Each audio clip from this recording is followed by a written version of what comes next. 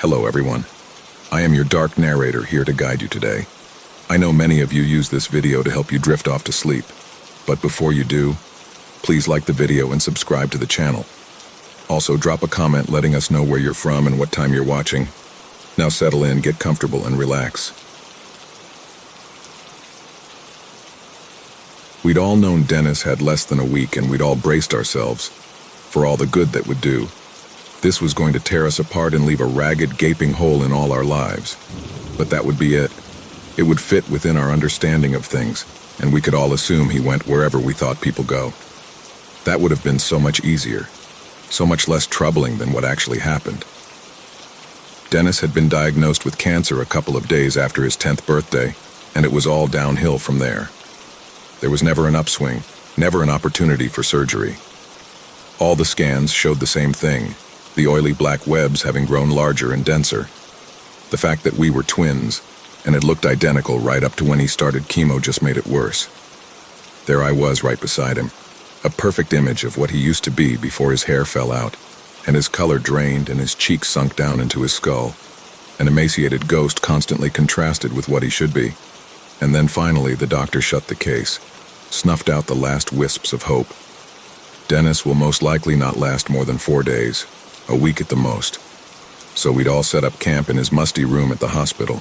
The walls were freckled and pea green, the only light slanted in from between the shutters, glaring bars stretching out across the floor to end just short of Dennis's bed. The staff managed to bring in another simpler bed for me, and my parents slept in old wicker chairs. Dennis looked really bad at this stage. You could as good as see his skull. We all wanted to talk to him, to make the most of whatever time was left. But he slept for most of the day, and when he woke up, there'd just be silence. Nobody knew what to say, there were no right words.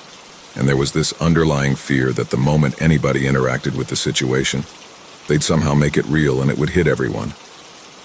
The first sound would knock us all off the tightrope, and we'd fall into tears and chaos, and we wouldn't be able to pull ourselves back up. So there was silence, my parents occasionally forcing smiles that never made it to their eyes. The third day was when it finally happened, when the steady beeping of the heart monitor started to break down into frantic electronic wails, and Dennis began to shake feebly as a dry, crackling sound rose up from his mouth. My parents exploded out of their chairs, my mother heading straight to Dennis, grabbing his shoulders and pleading at him to stop it and be all right. My father was at the room door, screaming down the hallways for help. The doctors and nurses at the hospital had changed lately. They'd started treating Dennis differently. Before, the resuscitations were always these frantic, desperate efforts like 100-meter sprints. There was a desperate desire to succeed in every single movement. Now it was different, more like a steady jog. These were people who were going through the motions, ticking off things they were meant to try from little checklists in their minds. I don't think it would have made a difference either way. The cancer had finally tipped over, and his system just couldn't shoulder it anymore. They called it and left, offering their condolences and saying they'd take away the body when we were ready. The door clicked shut behind us. Me, Mom, Dad, and Dennis's corpse. We all inched closer, up to the side of his bed, and just looked. My mother cracked, breaking into great howling tears. My father pulled her close, trying to keep it together but losing it in his own way. No sobs from him, just the occasional tear running down his face and sharp breaths bursting through his clenched teeth. I was just quietly staring at Dennis's face. We all stood there for a long time. I finally realized that this wasn't just one thing. This wasn't a single event. For the first time, my mind started running away with itself and unfolding all the endless implications of this. Every one of them causing my gut to sink and for me to miss him so much even though he'd just been here. I was never going to talk to him again. He was never going to laugh at me again. We were never eating dinner again. We were never going to school together again. We were never going to be in the same class in school again or talk during classes at school again. It just kept going and going as I realized that this wasn't just one person I'd lost. I'd lost a million things. Something that was meant to be this constant presence was gone, and nothing would ever be as good as it should be again. Everything I was going to do be soured by the certainty that I wouldn't be doing it with him, or that I wouldn't be able to tell him about it later. It had only ever been a childish assumption that any of that would happen. I was the first to see his lips quiver. Mom, Dad, his lips are moving. My parents froze, still clasped against each other, my mother curled over and supported by my father. We looked down as his lips continued to quiver. My parents went quiet again. They must have been trying to hold back hope, assuming it was some kind of nervous tic. But it kept going, and finally, in a dusty, hoarse voice, so faint it was like you were hearing it on the wind, he said my name. Harry. My father sprinted across the room, yelling for the nurses to come back. My mother was clutching her mouth and stumbling back from the bed. The workers tumbled back in and went through the checklist and shocked him with the defibrillators a few times and reached their verdict. "We're sorry, he's still dead. But I heard him talk," said my father in a small, pleading voice. "Look, it could have been gas escaping." "But," said my father before a tiny, scraping sound cut through the room, everyone turning towards its source. It was coming from Dennis, halfway between a sigh and a croak. "Harry, it's all so dark, so cold. So dark, and it's pulling at my insides and taking me down." A moment later, nurses started on their rounds again, but this wasn't some perfunctory run through the checklist. You could see it on their faces, in how hurried their movements were. They didn't know what was happening. They weren't even sure they were doing the right thing. They moved on to the defibrillator again, sending crashing waves of power down through Dennis' chest before listening with a stethoscope. "Doesn't make sense, it doesn't make sense," one was mumbling. After 10 minutes, they all just stepped back. They'd run the checklist out. Nothing had happened. "What's happening?" my mother screamed. One of the men, a doctor I think, answered. "Nothing is happening. We try and pump in oxygen and it does nothing. There's no pulse and we can't induce one for more than a second or two.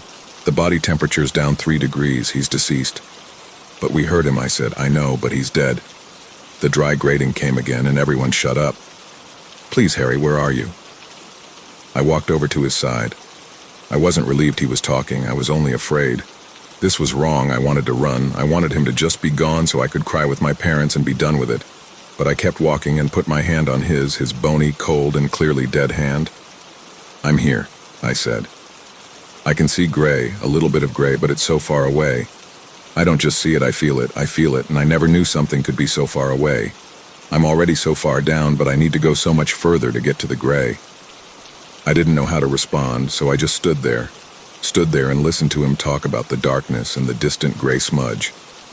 Sometimes he'd answer me, sometimes he wouldn't. A lot of stuff happened around me in the next few hours. Everyone who worked at the hospital must have been in and out. Even my parents started to leave sometimes when they accepted I was the only one Dennis seemed to be aware of. Dennis was looked at by every type of doctor they had in there and nobody understood. They started moving him around on a stretcher, taking him to the equipment they couldn't just bring to him. I had to come along. I was the only one who could keep him talking. It was a long time before anything was turned up. They'd gotten desperate and had put Dennis in an fMRI machine. They'd fully prepped a corpse and put it in a machine for the living. My entire family was in the room. A cold, confused fear had settled in my gut, making me feel a little bit like throwing up. "I think we've got something," said the technician who was looking at the monitors. "Please just tell us what's happening," said my mother. She'd moved past terror and hope and was now above all else exhausted, her red face slack and empty. "Look, this scan looks for where the blood is in the brain. Well, the thing is that none of the blood in the brain is moving. We know that from his pulse, but something is happening in there. Something the machine can only pick up a little, but there is some kind of activity. Now, I can't be sure, but I think the activity is clustered around some of the parts that control movement. Everything else is totally dead. He's obviously conscious. He's using complete sentences, but..." "But what?" said my father. "But it's like whatever's doing the thinking is somewhere else, still interacting with the stuff that does the talking." "That's exactly right," came a voice behind us. I looked over my shoulder and saw an old man in a gray business suit. He had a well-trimmed silver beard and was all around a strange contrast to the clumsy chaos that had engulfed the hospital. "Who are you?" said the technician. "I'm Daniel Coans," he said, handing the technician a crisp business card. "I'm with the Orpheus Institute. We're a semi-private medical research body and we've dealt with a few cases similar to this one. The hospital president has already agreed to let us look into this." Almost invisibly, a number of men had moved in behind Coan and were now making their way over to the technician. "These men will help explain the confidentiality situation surrounding issues like this. We'll handle the boy from here." More men, these ones in pure white scrubs that had a strange logo on the left breast, got Dennis back on the stretcher and led us all into the hallway. We followed wordlessly, never thinking to say anything because at least these new people represented new possibilities. a completely new road that might lead to an explanation. They rolled Dennis into an operating theater and my mother gasped. "Look, just what are you doing?" said my father in a husky voice that made it obvious he was still holding in tears. Coans, who had been striding ahead of the stretcher with a speed that belied his age, had stopped once we got to theater and was now taking deliberate care to look us all three of us in the eyes. We were still in the hallway, the operating theater door shut beside us. He answered in a low, comfortable tone. "We're not performing surgery. It's just the quietest part of the hospital, and there are no distractions in there. We want nothing more than to understand what has happened to your son. This sort of thing has happened before. Your son is conscious, and, as we understand, he will only talk to his brother here. We want to use Harry to ask Dennis our questions. We believe this would work best if he and Harry were alone. We've got the theater wired so that we can hear the answers." My parents didn't say anything for a while. My father broke the silence with weak, staggered words. "Do you think he might come back? I know that even if he does, it won't be for long, but I'd really like him back for however long." I didn't say enough. I wasn't big enough to say the things we had to say to each other. If such a thing is possible, I swear we will do everything in our power to make it happen. We've prepared a private waiting room for you two. Coans gestured down to the turn in the hallway. There were two people in the white scrubs standing there. "Pete and Shirley will lead you to there if you would please go with them." My parents began to shuffle down the corridor, my mother still buried in my father's side. My father kept throwing looks back over his shoulder at me like he was afraid I'd vanish. Soon they were gone, and I felt Coan's hand come down on my shoulder. I turned around to him, and he knelt down so we were closer to being level. "I know this is very hard on you. I know this must be the worst day of your life. But do you think you're up to a quick history lesson?" I couldn't bring myself to answer properly, but some curiosity managed to rise through the delirium and shock, and I nodded. Coan smiled. "One of the most significant moments of human history was the moon landing. And it's not even the fact itself that makes it so important. It's that we had contact with them the whole time they were up there. They were sending radio signals back to Earth and could be talked to. Do you think the moon landing would be what it was if we didn't have that kind of connection to our men, as they strode the unsettling and inhospitable surface of a place we were never meant to have knowledge of? What if they'd just gone up and never came back? What if we knew for sure that they got there but had no signals from them?" I was still quite out of it, so I can't say I was properly digesting all of this. I slurred out, "I don't know." They didn't know if they could get the astronauts back. It was a very real possibility that they'd be left to die up there, stranded. Yet they still did it. It didn't matter if the mission was a failure. It didn't matter if there was no triumphant return. Do you know what mattered? What mattered more than anything was speaking to them while they were up there. To have that connection to three brave men in the void, describing man's first steps into the unknown. If they'd never come back, it wouldn't have changed anything. As long as we down here managed to make that connection to the beyond, as long as we down here, for however long, had men up there. Men to describe the soil, men to explain the feeling of being so light, men to tell us what the earth looked like, cut in half by the lunar horizon, men to teach us about a new world. His hand tightened on my shoulder. None of that would have been possible without the people in Houston, without the men who talked to the astronauts, kept them focused, made sure we got the information we needed. Harry, we believe Dennis is in a very strange place, that humanity would do well to learn about it. You are Houston. Your brother is an astronaut. He pulled a laminated sheet out from under his lapel. Here's a sheet with some topics you should focus on and questions you should ask. This should help you get the most useful and needed information. But the most important thing is to keep him talking. Stop talking for 5 seconds and you could lose him. I accepted the card, having given up on reaching a decent understanding of the situation. He ushered me into the operating theater and shut the door behind me. I was alone. The only sound an almost inaudible ringing that emanated from the mass of stainless steel racks and implements, and the cold, sturdy operating table Dennis was lying on. I approached the table, and in need of any sort of guidance, I looked at the laminated sheet. General principles. Try to keep your loved one, the subject, unaware of their deceased state. Past experience suggests that the shock may cause disconnection. Maintain constant conversation, as this has been shown to help maintain the connection. Do not ask leading questions such as whether your loved one, the subject, is having experiences in line with your own religious beliefs. First step.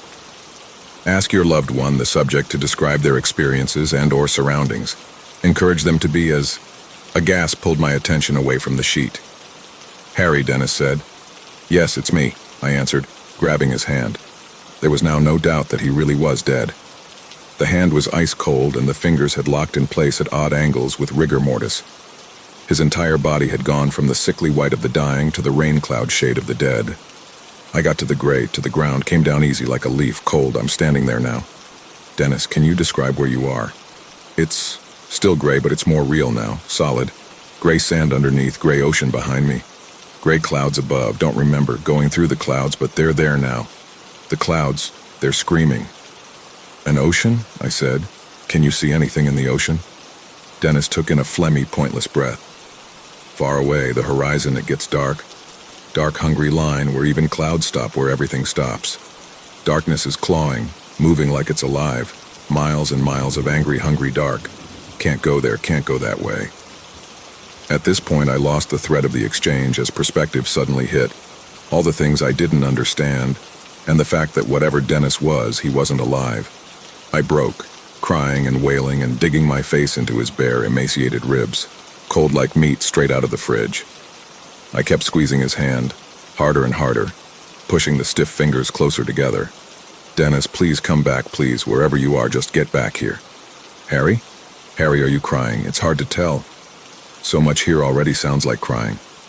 His words struck me deep enough, make my sobs catch in my throat, and I just started looking at him again, settling back to my previous catatonic distance from what was happening. I can't come back, no getting back. Like spilling something on the ground, no getting it all back inside and right again. It took a few seconds to force myself to accept this, but I carried on, hoping that maybe I could steer him towards some sign that he was wrong. "What's in the other direction, away from the ocean?" "That's the way I have to go. If I try and swim, the darkness will tear me up, shred away everything until only my pain is left, and it'll toss that into the clouds, and I'll scream." "Dennis, tell me what's in the other direction."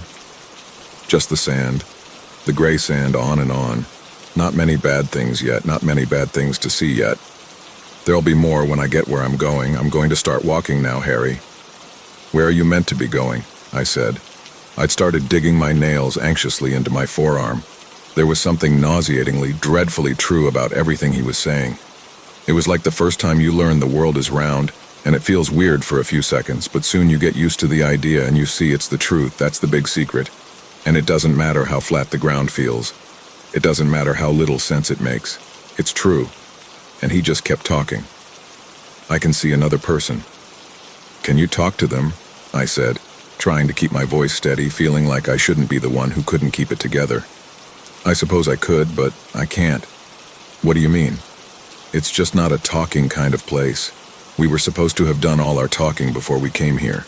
Now we should just keep quiet." "But you're talking to me, Dennis." "But my voice isn't here, my voice is all the way up there with you." "Dennis," I said, now squeezing my eyes to force the tears back in. "Dennis, please tell me what's happening. I think I finally died. And what's happening now is what happens next. The thing that was always going to be happen next. It feels right in a scary way. It's been expecting me for so long, since before I was even a fuzzy little thing that might happen. Since before our parents and their parents, and so far back, it's been expecting me. Please stop talking like that. You don't talk like that. You never have." "Sorry, you just sort of see things different here. Some things you know without ever being told, some things you forget." I couldn't think of anything to say and started to worry, remembering that if I left the pauses too long, he could stop answering. "Hey," said Dennis, and the edges of his mouth strained out, awkwardly imitating a smile. "I see a few more people, and they're all naked, but really naked. Their clothes are off, and they're all gray and wrinkly, but that's not it. You can kind of see inside them, like all the walls have fallen down and you can see who they are. All their thoughts and feelings, just kind of hanging around them like ghosts. It's like someone's pulled the clothes off their whole past. They're so naked, Harry." He made a light coughing sound that was meant to be a laugh. "That's really scary." "Oh, I thought you might have thought it was funny. I don't think we're going to laugh at the same stuff anymore. I think you're different now." "I guess that makes sense." "So what are all the people doing?" "Most of them are moving. Same direction as me, towards the center. The center of what? It's just called the center of this place. Maybe the center of everything. But what? I said, starting to lose control. Why do you have to go? I don't have to. Nobody has to, just like you don't have to shake someone's hand when they put it out or answer them when they talk to you. But it would feel wrong not to. It's what you're meant to do, and there's not any other good options. You don't want to stand still. What happens when you stand still? Depends. A few days ago, I passed this woman. A few days, I said, gripping the cold steel of the operating table as I was filled with an eerie sense of vertigo. You haven't been dead for even a day. I passed her a few days ago, he said, carrying on like he hadn't heard me. She didn't reach the center. She just sat down, started going her own way. She's pulled one side of her ribcage out and it's all stretched, spreading up to her left so high, stretching out the arm, grabbing its corner. Most of her skin started to get hard and flaky like old wood or crumbling stone. I can see herself. Musician, liked music, kind of thought of her life like a song. Sometimes it repeated itself, some bad notes here and there, but it was pulling itself together. She was reaching the chorus and it ended. It was over so fast and she can't accept it. She's picked this sharp rock off the ground and she's scraping it past her ribs like a huge harp or something. Angry. Trying to make music, keep the song going, but it's an awful sound. Sawing bone, and it's never going to replace what should have come next. She's already grown into the ground. She's going to be here forever, trying to make the music she missed out on. There was nothing to say to that, so I just went quiet for a while, assuming he'd keep talking. He didn't. Dennis? No answer. A terrified jolt ran through me, and I started slamming my fist onto his chest. Dennis, come back, Dennis. A growl tore out of his mouth, and his frame thrashed upwards, causing me to jump back and tumble down onto the floor, smashing into surgeon cells and causing gleaming surgical instruments to rain down around me. I didn't have time to think before I'd forced myself up again and bent over the operating table to stare desperately into my brother's eyes. I took his hand again, squeezing it as hard as I could. Harry, he said, and relief flooded through me. It's been so long, it's been years. What? I've been walking for years and years, and it keeps getting worse. It hasn't been a day. It's been so many years and everything keeps getting worse. What? What's worse? It gets worse closer to the center. There's so many people now, thousands, tens of thousands, and they're all walking to the center. But what's so terrible? There's more. So many more, like the girl with the harp I told you about, stuck in place, trying to fix what happened, angry about what happened. Rooted to the ground, moaning, calling out names of the people they think did this to them. Sometimes a few join up, and when they get all hard and crackly like old statues, they start to grow together, start to feel each other's pain. Sometimes there's mountains of them, entire landscapes of people crying about how unfair it all is. I'm still walking. But where are you going? I told you, the center. I'm getting close now. All the clouds with their screaming faces are curving. All curving and being pulled in the same direction, twisting their way into the center. Please just stop walking and come back. Can't. No coming back. Besides, I have to keep moving like everyone else, doing something weird. It's the quickest way for the walkers to notice you. Oh God, what are the walkers? Started seeing them more as I got toward the center. They're all over the place now. They're these things. Walk around on 3 legs like stilts, covered in sharp black shells like thorns. Remember the aquarium? They're kinds like those urchins we saw at the aquarium, but the top part, the main part, it's more exact, kinda arty. Like a sculptor designed the shape. Reminds me of some kind of chess piece. When they notice you, they come over you, toppling towards you, but never falling over on those long legs, spindly. Yeah, that what you'd say, they're spindly legs. And they stop right over you. You're just between their legs and you see the holes underneath their main bit, and the tendrils come out. Red windy tendrils with these itchy hairs come down and they start curling and swinging all around you. You almost don't mind at first because they're red. You've been seeing nothing but gray and black for years and the tendrils are red and it's beautiful. But then they touch you and it's awful. Every bad thing you've ever felt, every bad thing that ever happens to you start bubbling up to the surface, drowning you. All the pain that ever went into you rises up and out and the walkers feed on it. They lick it with their tendrils. They love the taste of all the things that shouldn't have happened. They love to taste the misery. Eventually they get full and move on and you get up and keep walking. Jesus, Dennis, Jesus. It's fine, they're bad, but you get a sense of perspective here. Sure, they're scary for you, but they're nothing next to the center. They're bottom feeders, moss that grew on the outskirts. If they're really like sea urchins, then the center must be like a shark or a whale, or some huge thing right at the bottom of the sea that's too big to come up near the surface. You've never said things like this before. I don't know how to describe it. When you're here, stuff just breaks down a little and you don't always need to have learned a word to know it. This place is less obsessed with causes and 2 + 2 = 4. Its job isn't to make sense. But what is its job? I don't know. Maybe I'll find out at the center. He went quiet again, and this time I wasn't sure I wanted to stop him drifting off. I wasn't sure I wanted to hear any more of this, but regardless of what I wanted, another groan soon creeped out of his mouth and he was back. Shit, I see it now. I see the center. His hand began to close, slowly but inevitably around mine, overcoming the rigor mortis to press in on my fingers like an iron vice. I kept trying to get out, almost yanking off the table, but I couldn't even budge inside the agonizing grip. It's inside this huge thing like a beehive floating above the ground.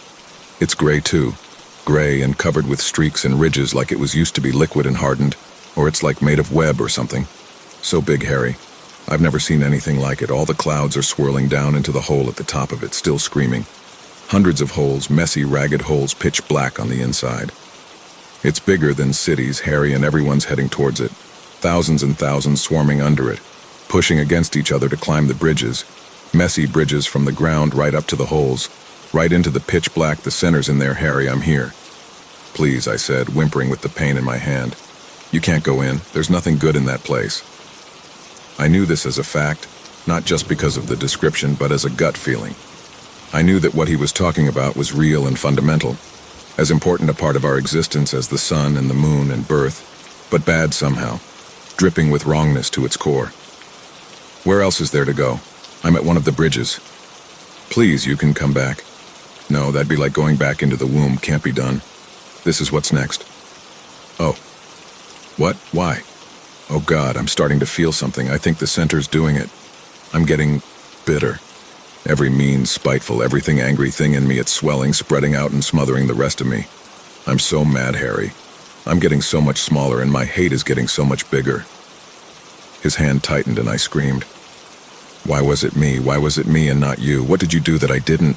What did I do that you didn't? I'm sorry, I said, fully in tears. His voice had changed. It was still quiet, but it was rabid. Each word growled and soaked with vitriol. I hate you, do you know that? Still able to stand, still able to run, still able to breathe. I fucking hate you. I was hurting all the time, and you just stood there feeling sorry for me.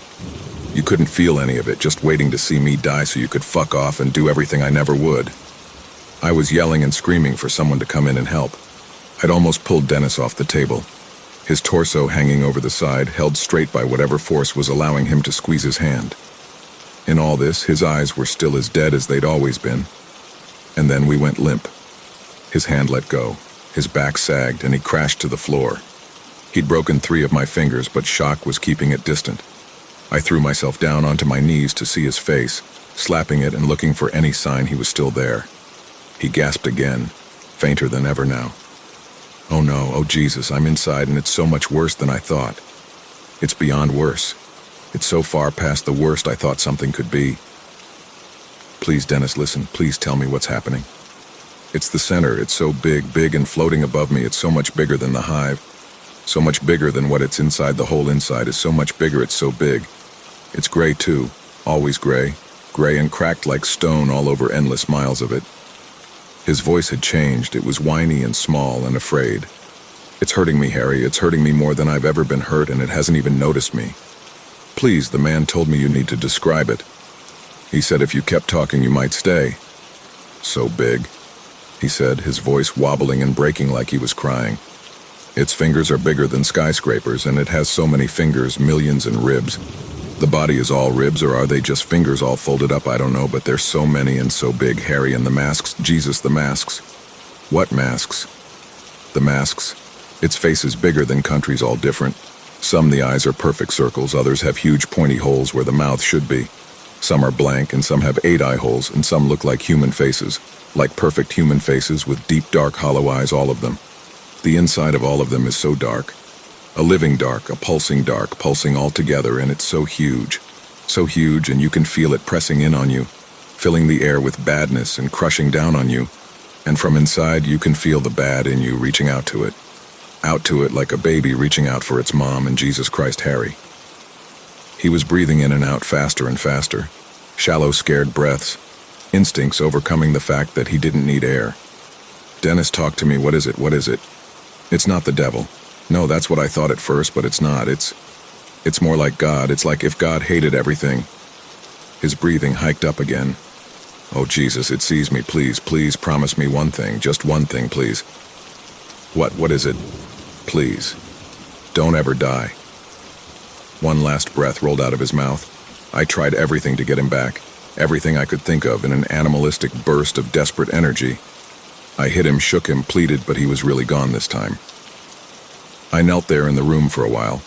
His last words carving into a deep part of my mind I knew I could never dig them out of. The next few hours, in fact, the next few days were kind of a blur. I remember men in the Institute's white scrubs coming in and dragging me away from the body. I remember getting my hand seen to and put in a cast and sling. I remember Daniel Cohen sitting me down in a bright white room and interrogating me. He called it a conversation, but it was an interrogation. A warm interrogation by a man who could be kind if it meant getting what he wanted. He asked me if I'd had any visions or any strong sensations, if I thought Dennis was telling the truth, and if I could explain the ways in which Dennis was acting differently than he already was. I was detached and drowsy from exhaustion and trauma and pain from my hand and just answered honestly. At the end, Cohen's made me memorize a phone number and sign a load of confidentiality forms, making it very clear that not a word of this could leave the hospital. I was to call if I started experiencing any phenomena I thought were related to my Dennis. And finally, they left. My parents and I took a taxi home. We didn't talk about what had happened after Dennis died, and I suppose that even that was this secondary add-on to the simple fact that Dennis was now properly dead and not coming back. We went home, got to bed, and the next morning we had a wordless breakfast with an extra chair pulled out. The years flew by and the whole experience became something I just had to live with. Some dreaded thing my thoughts would sometimes steer me back to, but mostly I managed to keep living, to accept it all as something I couldn't understand. The fact that Dennis was gone was always worse than the way he went, however terrifying and unnatural it was.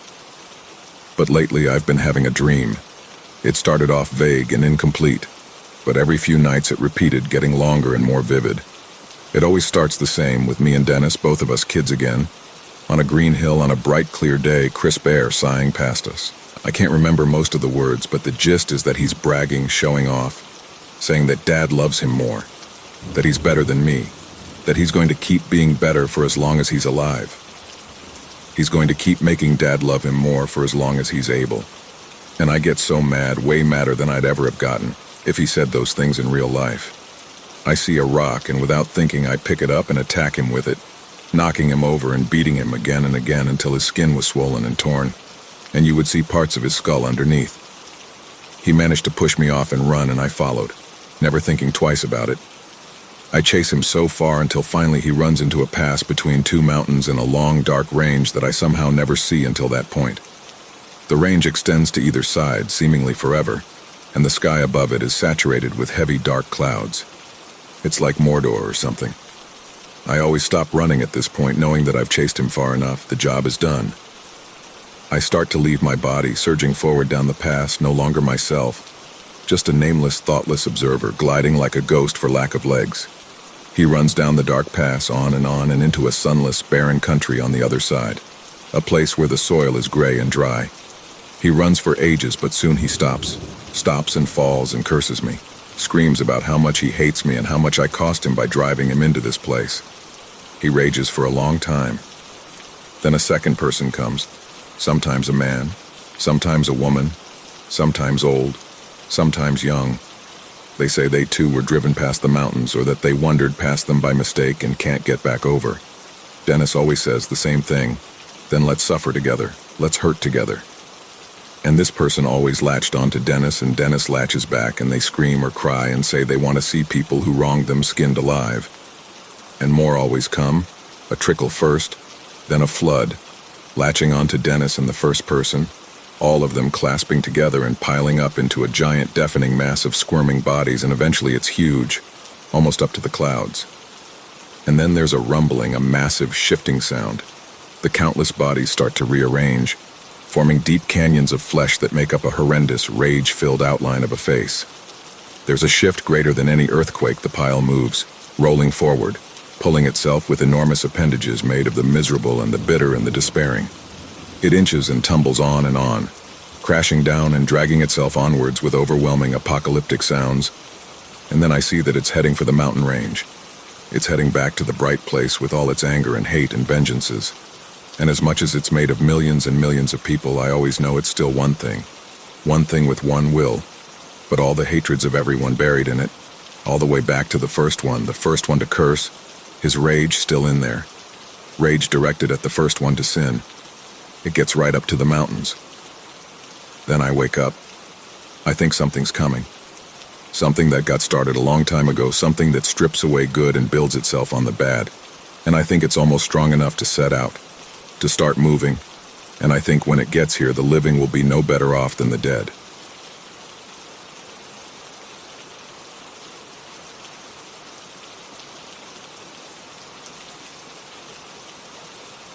I just celebrated my first Christmas in my new house.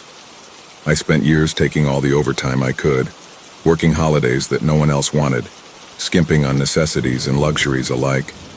But it was worth it. It's small, a ways from the city and a bit of a fixer-upper, but it's all mine.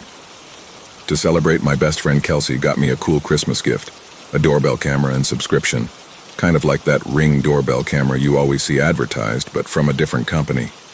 She said it was good for a single girl alone and would really improve my life and make me feel safer. I think it looks cool, and I love that I can see video on my phone when I'm not home. I even got the inside motion sensors for when I'm out or sleeping at night. A girl can't be too careful.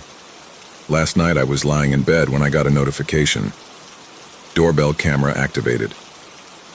Who would be at my door at this time of night? I picked up my phone and opened the notification in the app. There was nothing. Figuring it was the system being sensitive, I put it away and went to sleep. The next day I was at work and my phone chimed. Doorbell camera activated. I pulled up the in-app video, expecting to see a Jehovah's Witness or a delivery person, but there was nothing. But 5 minutes later, I got the same notification. Doorbell camera activated. I looked and again saw nothing. At this point, I figured there was something wrong with the system. I called the service number and they said they'd send someone out. That evening, the service person came and checked the system, but said it was working perfectly. Later, I got another notification. Doorbell camera activated. I looked, and this time I saw something. A shadow moving in front of the camera. Surprised, I went and looked out the window, but there was nothing there. An hour later, I got another notification. This time I looked and saw the same shadow, but it was closer. I still couldn't see anything out of the window. A little freaked out, I called Kelsey. Hearing how I sounded, she offered to come over and keep me company. I sat waiting for her to arrive. Then the notification came.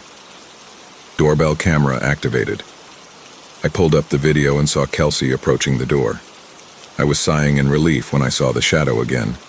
It moved until it was right behind Kelsey, but she couldn't see it. I screamed and banged on the window, but I couldn't reach her. Then the shadow rose and engulfed her. She got a panicked look on her face and then just disappeared.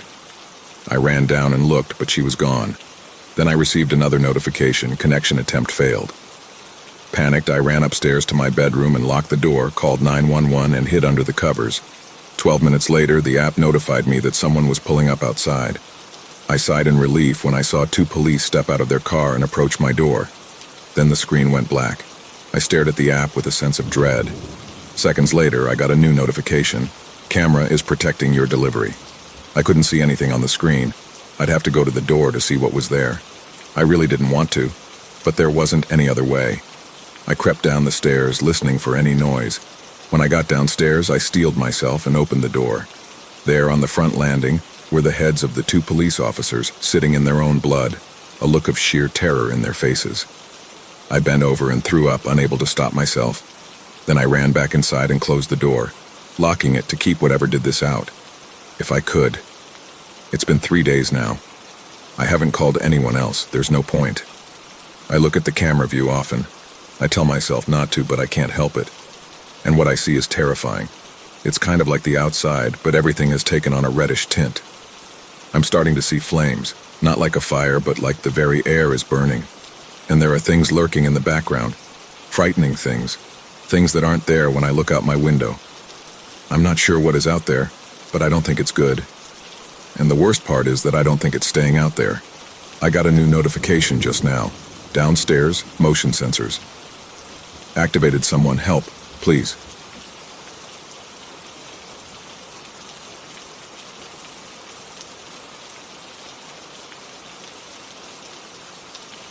I was a university student on our way to a biology lecture.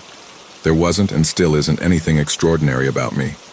I don't know why this happened to me. Why does anything bad ever happen to anyone? Like every other early morning commuter in that underground station, I let the escalator carry me up to the lobby above ground. I dozily eyed the inclining row of posters to my left, advertising whatever was current back in 2010. I was tired and likely hungover, which was why I thought little of the feathery lightness in my skull as my mechanical step neared the top. A white blanket started to encase the world, obscuring my vision, and then I was standing not in the station's above-ground lobby but at the bottom of the escalator. My eyesight cleared to reveal that I was where I had started. Supporting myself on the escalator's balustrade, I stepped onto the moving staircase and tried again. I assumed I'd simply had far more to drink than I previously thought. However, once again I failed to exit the underground station. That white light swallowed my vision, returning me to the bottom of the moving staircase again, and again and again. The horror rapidly set into my bones as much as I tried to fight against it. After trying 5 or 6 times to exit up the escalator, I instead rushed back onto the platform and tried to board a train. But the same thing happened. That white light stole my sight and thrust me a few feet back from the platform's edge, which somehow drew absolutely no looks of interest from boarding or deboarding passengers. And believe me when I say that I tried. I turned frantically to passers-by, hoping they would share my confusion and existential panic, but they didn't. I was invisible to all, despite my best efforts. When I pleaded for help, commuters either ignored me or treated me like a leper. Such as is the way of any major city, I suppose, but this was more than that. It was as if I were being obstructed from the world, not just physically, but mentally. Something had caught me in a bubble, binding me to that London underground station, which, for the sake of my personal safety, I won't name. Just know that I have tried, 1,000 different times in 1,000 different ways, to escape. On that very first day, a few friendly souls tried to assist. The first kind stranger came along after I'd spent half an hour relentlessly stepping onto that escalator, only to find myself returning continually to the bottom.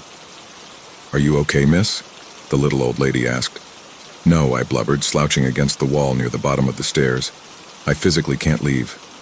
"What on earth do you mean, dear?" the woman replied, placing a tender hand on my shoulder. I sniffled, wiping tears from my cheeks, and nodded at the top of the escalator. "Let me show you." I stepped onto the escalator once again. The white light enveloped me. Then I found myself back at the bottom. Yet the most disquieting thing happened.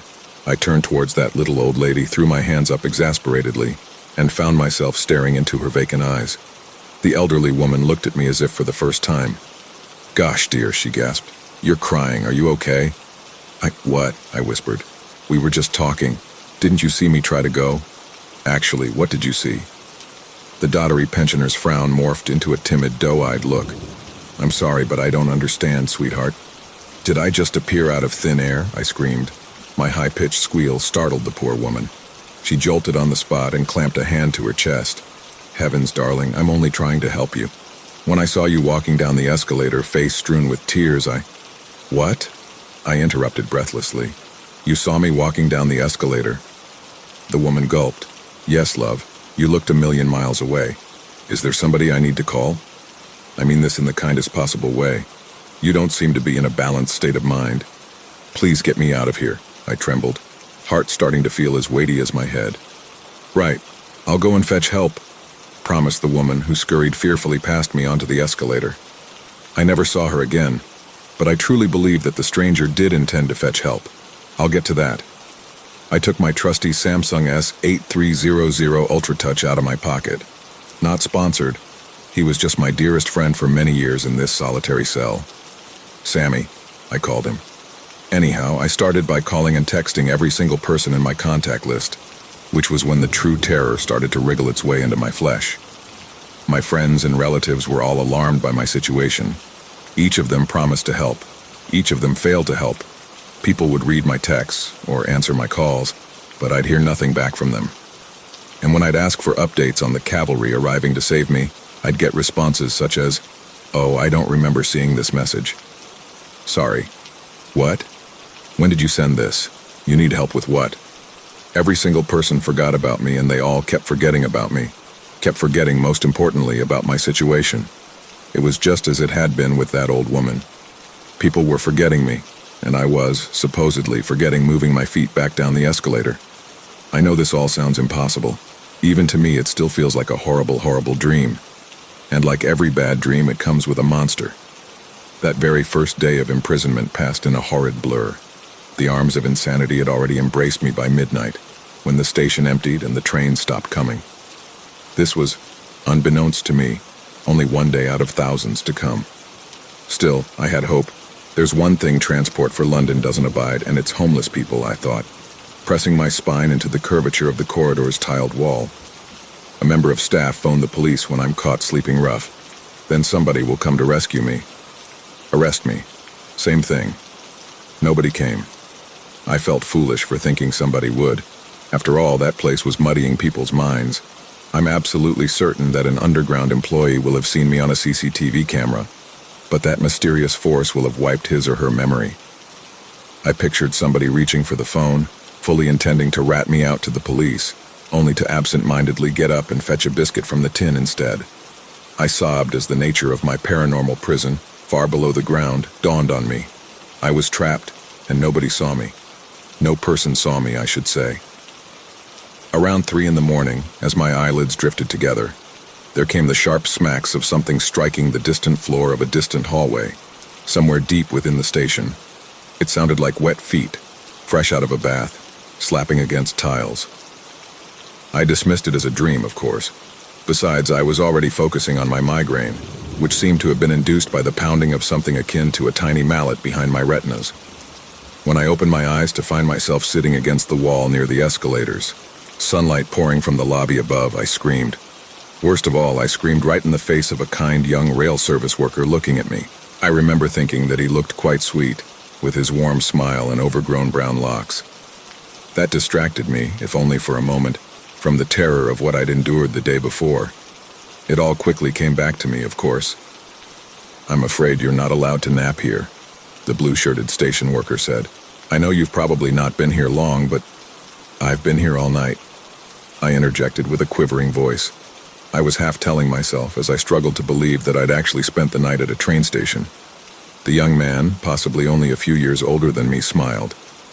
"As I said, I don't think you've been sleeping for that long, miss. You're probably just a little disoriented. It's 3 o'clock in the afternoon. If you'd been here all night, somebody would have moved you along." I didn't reply. I just turned to look at that awful escalator which had haunted me the day before. The worker nodded slowly, and a pitying frown, much like the one of the old lady, started to spread across his face. "You look hungry. Would you like a bite to eat?" I didn't want a bite to eat. I wanted to get out of that hellish place. But this was the first person who'd properly seen me since I first found myself trapped down there. And it had been a long, long 24 hours. I was tired. I was hungry. I was frightened. For all of those reasons, I obliged and followed the young staff member to his office down a nearby corridor. As he entered the 4-digit code beside the door, I logged it in my mind. I had a feeling that this room might become essential to my survival, and I wasn't wrong. The worker sat me on a swivel chair and fetched a cheese sandwich and some grapes from the fridge. A blessed sight after a whole day without food. Anyway, I practically inhaled all of the grub whilst he sat on another swivel chair opposite me. "I'm not homeless," I insisted between mouthfuls, nodding at the bag by my feet. "Look inside. I'm a student at King's College." I kicked the yellow rucksack over and the worker unzipped it. "Oh, right," he said, eyeing one of my biology books. "Were you just skipping a class to catch up on some rest? My sister goes to uni and she never gets enough sleep." I shook my head. "I'm trapped." He raised an eyebrow. "Trapped?" I nodded. I know you won't believe me, but every time I try to leave this station, I end up right back down here. It started yesterday. I reach the top of the escalator or the inside of a train, then a white light blinds me, and I find myself back in the station. He seemed concerned by my admission. Unlike anyone else, however, this employee, this stranger, didn't treat me like a mad woman.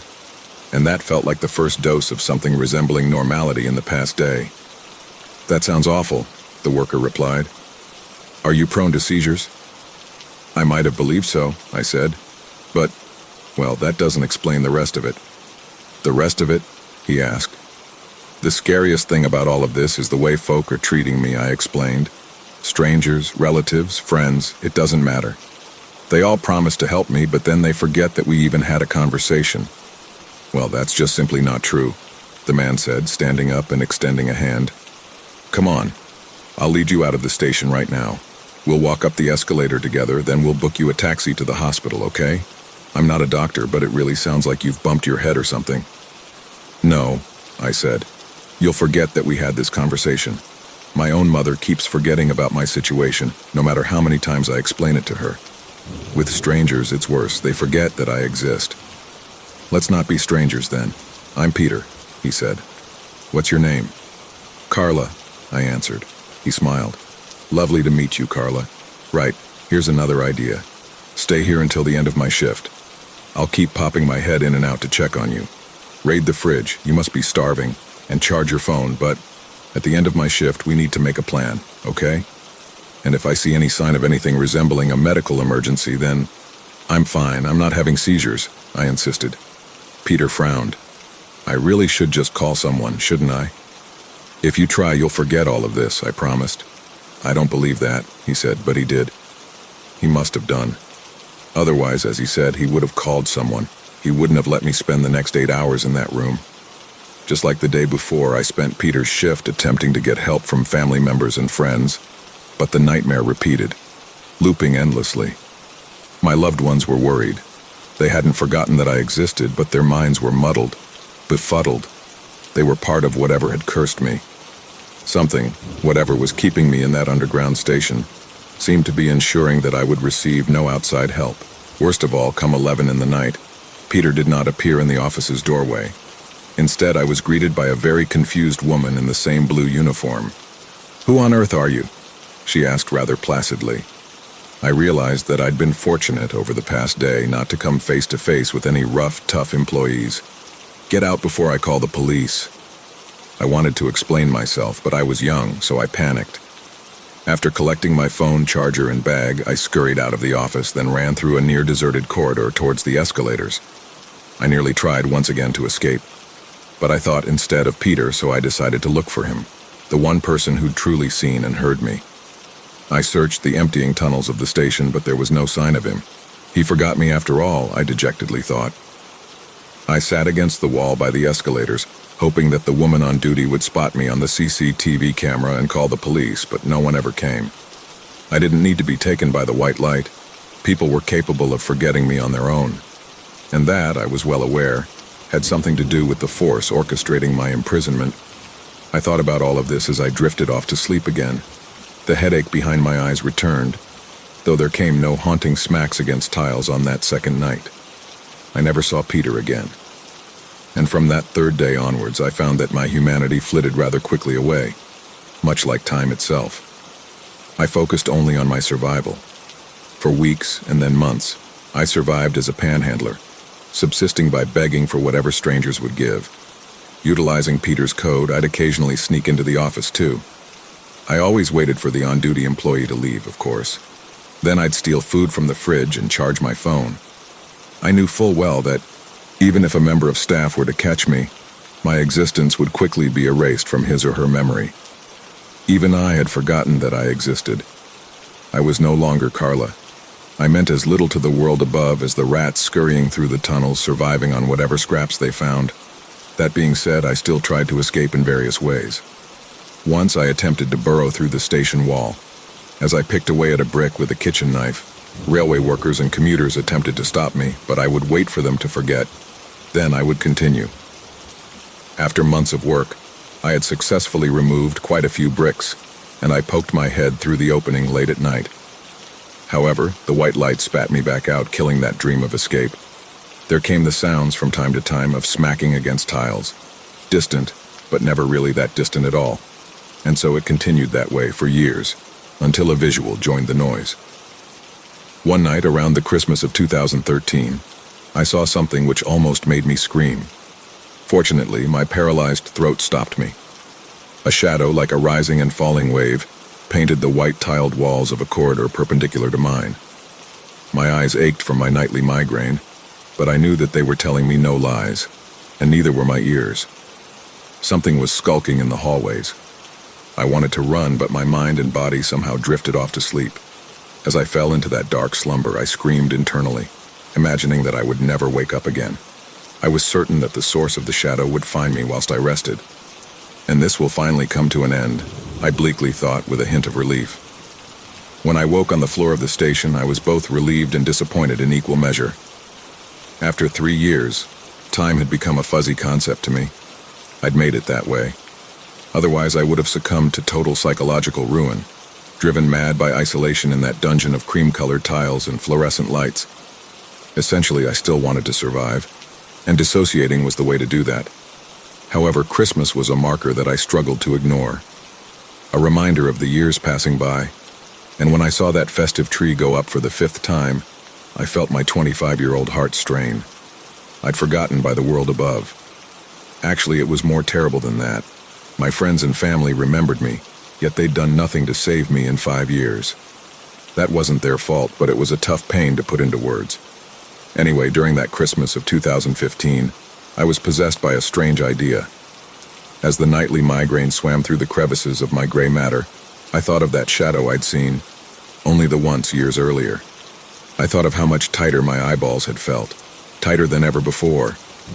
The rhythm of that pounding headache had been loud enough to fill my ear canals. It had dulled slightly when I closed my eyes, however. I wondered whether sight might be causing the headaches. Maybe, even when I didn't realize it, I'd been seeing the skulker. I climbed to my feet and made my way to the station's platform.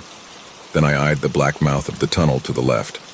Over the past 5 years, I had heard the tunnel spit occasional smacks and splatters, similar to those awful sounds I'd first heard years earlier. Something prowled the halls of the station at night, something that I feared might live in the tunnel. I'd tried to escape through that tunnel before, many months earlier. The white light had, of course, taken me. However, unlike my other escape routes, the experience came with a skull-splitting headache. It had been an agony that put all of my other migraines to shame. Something was special about that tunnel, which was why I chose it over the escalator. I clambered down from the platform onto the railway tracks, knowing that the night guard in the office would likely have seen me on her security feed. Of course, I also knew that she would have already forgotten about me. This was the blessing and the curse of the underground station spell. Once I was standing on the tracks, facing the black void of the tunnel, I blindfolded myself with my old, filthy scarf. Then, with a deep breath, I walked forwards. 30 seconds later, I could tell that I'd entered the tunnel. My footsteps had been ricocheting off the large expanse of the station, then the enclosed space had muffled them. I'd made it through the mouth of the tunnel. My heartbeat quickened as I pushed onwards.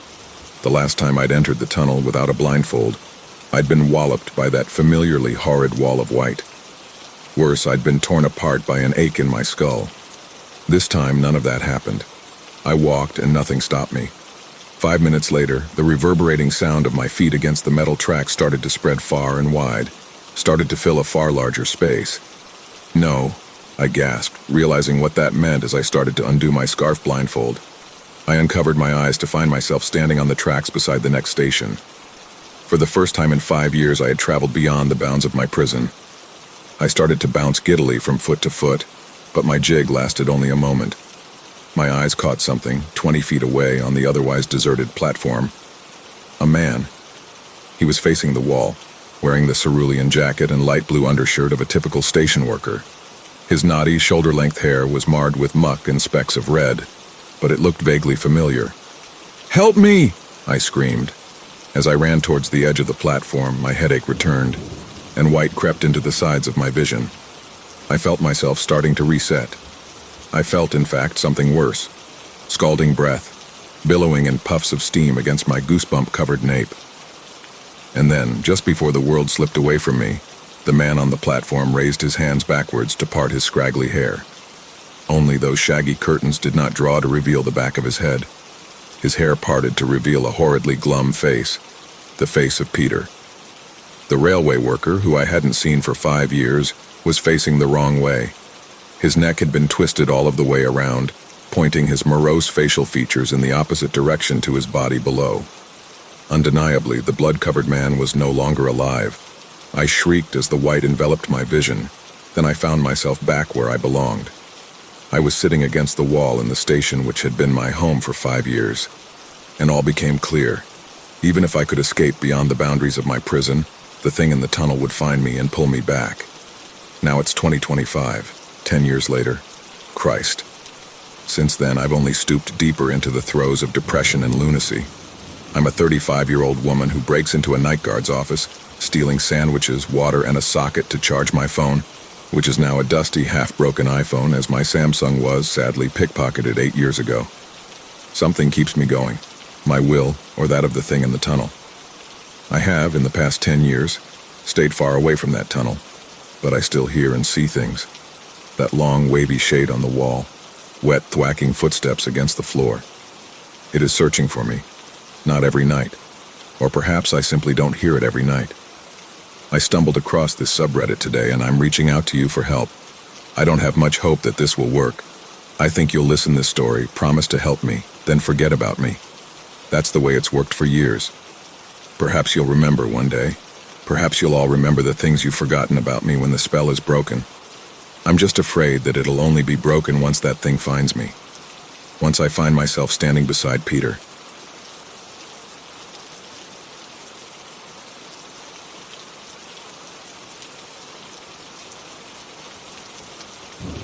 The wind howled through the tree trunks that shouldered the forgotten path. It had a cold bite to it that was incredibly unforgiving to someone dressed as a slutty rendition of Frankenstein's bride. I pulled up the collar of my jacket, thinking it was entirely too chilly for October. Like a whisper of the winter that was soon to come. One that I wasn't ready for in the slightest, especially not in a mini-skirt and heels. I pushed through the underbrush despite the saplings that grabbed at my thighs and tore at my fishnets. My pink pumps sunk in muck and mire as I trudged through the patch of wilderness that lay adjacent to my backyard. 19 years old and I still had to sneak out of the goddamn house to go to parties. Conservative parents were the plague of my existence. It was 2024 and they might as well still be Puritans. I reminded myself that it was just a few more weeks and I was off to college. The thought of living in the dorms was a poison apple to my parents, but to me a delicious promise of freedom. Headlights spilled across a clearing just past a row of honeysuckle to my left. EDM poured through the speakers and splashed against the yellow leaves overhead. "Hey bitches," I cried as I bounded across a ravine and into the small gravel lot. Megan and Amanda screeched with excitement as I plopped into the back seat of the Range Rover. "About damn time, girl," Meg groaned as she spun out of the lot and onto the asphalt. I know. My fucking parents, man, I just can't. Yeah, honey, they really are the worst. Amanda grimaced in the passenger seat as she checked her makeup in the visor mirror. "Maybe you should just kill them," Meg snarked. "You, Meg, don't be such a bitch," Amanda snarled as she powdered her nose. "No, I mean, think about it. Our social media following would literally explode since we were best friends with the killer. Oh, officer, I had no idea she was capable of such terrible things." Meg fake sobbed for a moment and then cackled like a hyena. "Shut the fuck up, I'm not killing my parents. Besides, we're off to state soon anyway." "State, state, state, state," they chanted in unison, pumping their fists in the air. They really were dumb bitches, I thought, but they were my dumb bitches. I couldn't help but smile at their stupidity, and let my mind drift off to fantasize about my new life that was soon to come. 10 minutes went by as they bickered in the front seat and sang horribly to whatever song came on the radio. I rested my forehead on the window, watching as red lights turned green. The fog was thick over the town, making the lights bleed into small effervescent clouds through the mist. Rain began to drizzle, causing neon drops to race down the glass. I rubbed my hands together as gooseflesh crept across my arms despite the heat pumping through the vents. The weather wasn't cooperating with the spirit of slutty Halloween season whatsoever. I was just thinking how I wished that I'd chosen a costume with more clothing to it when we pulled into a parking lot. Haney's Grocery. The LED sign cut like a beacon through the night, reflecting in puddles that gathered in at least a dozen potholes. "What are we doing?" I asked, leaning over the center console. "Need to score some drinks, babe. It's BYOB." I shrugged and followed them out of the car. We ran as quickly as our heels would allow across the parking lot and smashed through the double doors at the entry. Amanda immediately spun around to a storefront window to check her makeup as Meg and I approached the liquor aisle. "How are we going to buy that?" I asked as she held up a bottle of Patron. "Hello? Fake it, duh." Meg scoffed. She grabbed a jug of margarita mix and nodded for me to follow her to the front counter.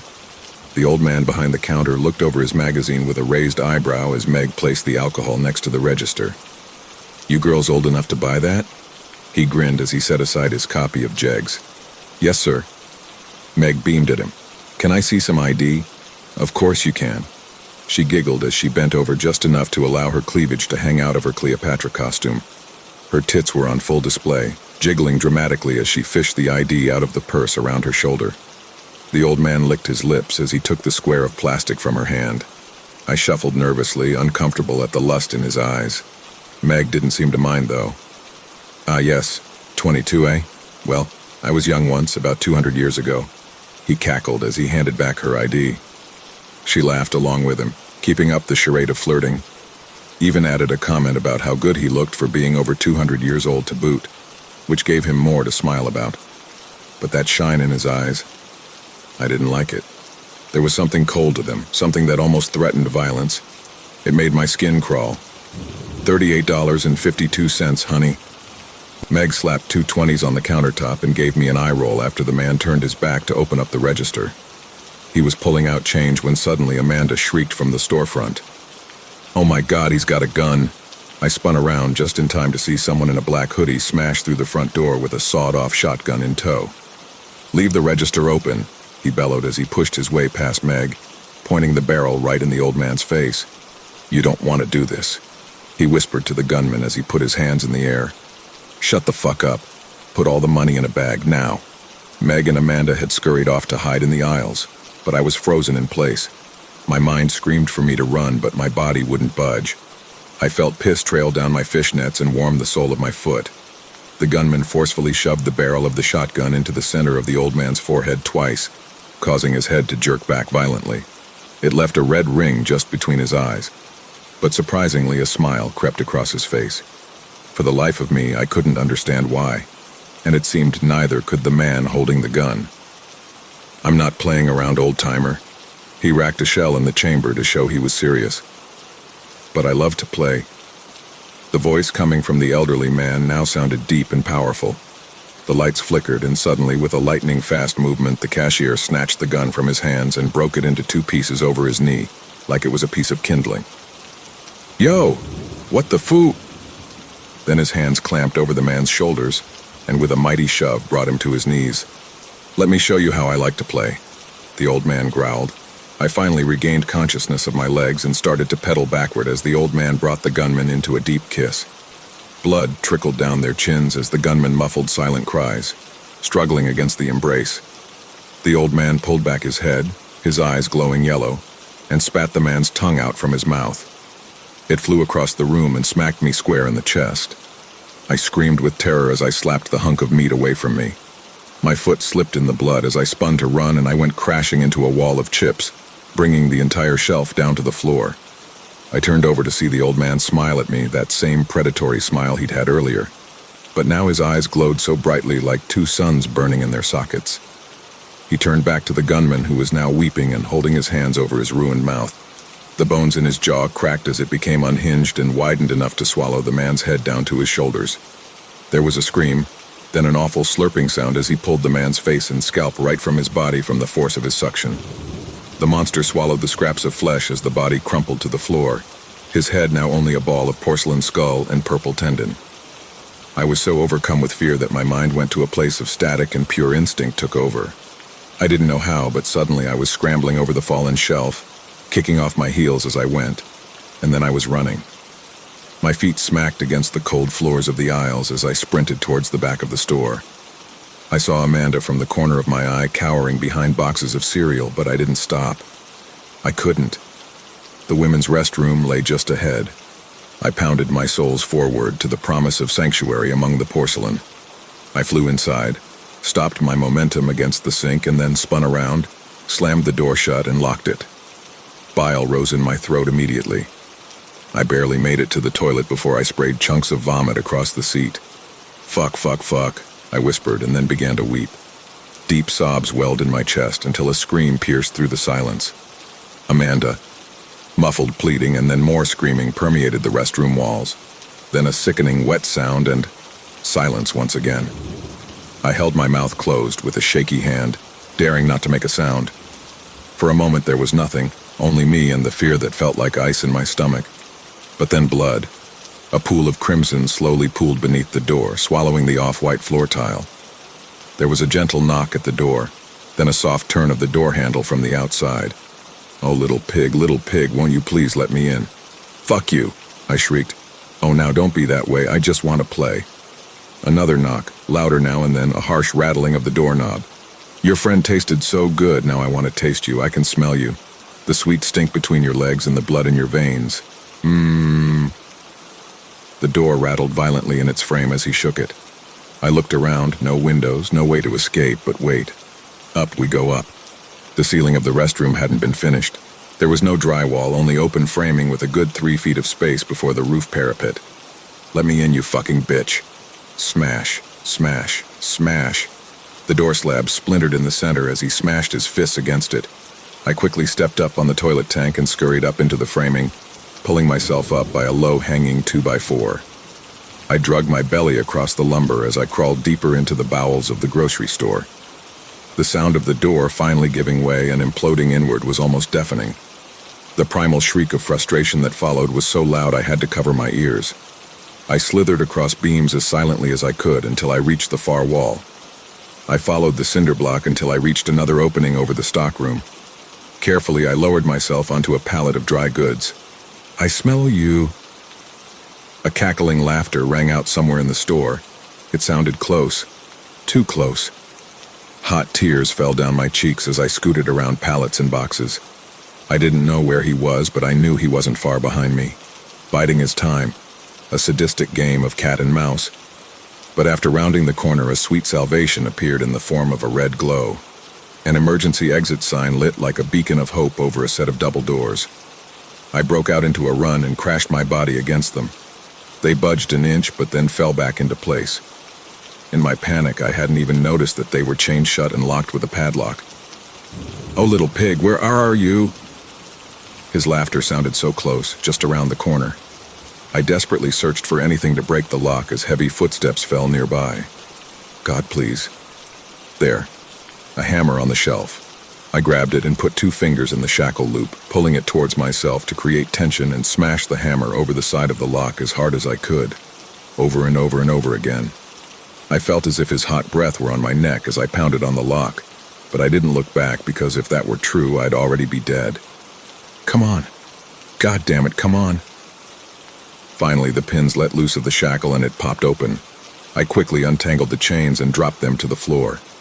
I felt fingertips graze the nape of my neck as I burst through the doors, causing screams to erupt from my throat as I ran faster than I ever had towards a light pole at the edge of the lot. I swung my arms around the base and twisted my body to the other side, foolishly hoping it would protect me from an attack. But none followed. After a moment, I peeked around the pole and... oh my God, no. The old man held one side of the door open with a knobby, twisted arm as long as a tree branch. He'd at least doubled in size. And in the other hand, he held an outstretched hide. It was Meg's skin. She'd been flayed from scalp to shin. Her white nipple piercing sparkled beneath the neon band above the doorframe. He laughed as he shook her skin like it was a piece of bologna. I fell to my knees and wept as the monster draped her hide over his shoulder and turned back to disappear once more into the stockroom. I cried until I couldn't feel anymore. Then I sunk back into that place of static and slowly walked to the front parking lot. I climbed into the Range Rover and dropped the keys from the visor. I slipped the keys into the ignition, but then paused after a motion caught my eye.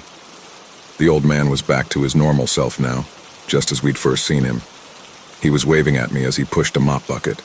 A flash of yellow glow lit up his eyes only for a moment, bringing me back to myself. The fear returned, creeping up my spine as I turned over the ignition and peeled out of the lot.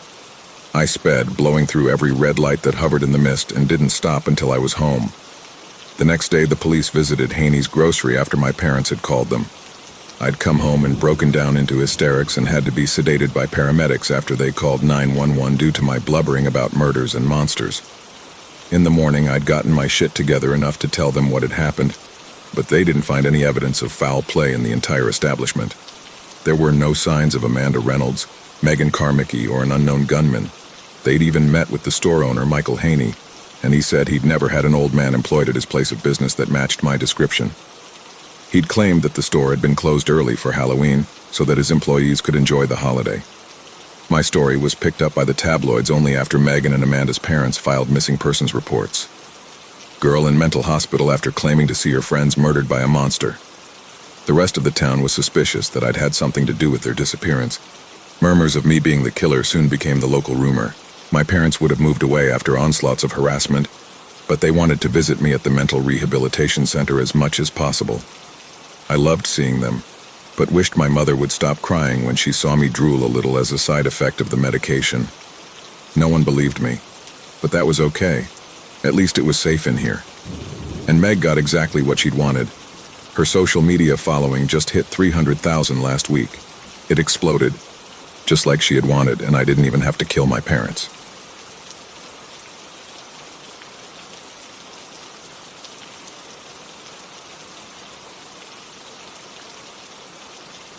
My name is Sydney.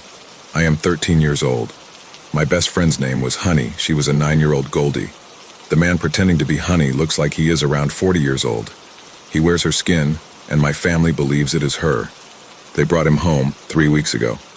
My mom cried when she saw him sitting on the porch. My dad dropped to his knees, calling him our sweet girl as he scratched behind Honey's floppy ear, reaching his white, pink human ear. He didn't seem to notice how Honey's ear was slightly falling with each scratch. Danny, my little brother, hugged his neck and buried his face in the man's skin, rubbing the rolls of his back like it was fur. But it's not Honey. It's a naked man wearing my best friend's fur. Honey didn't walk like that.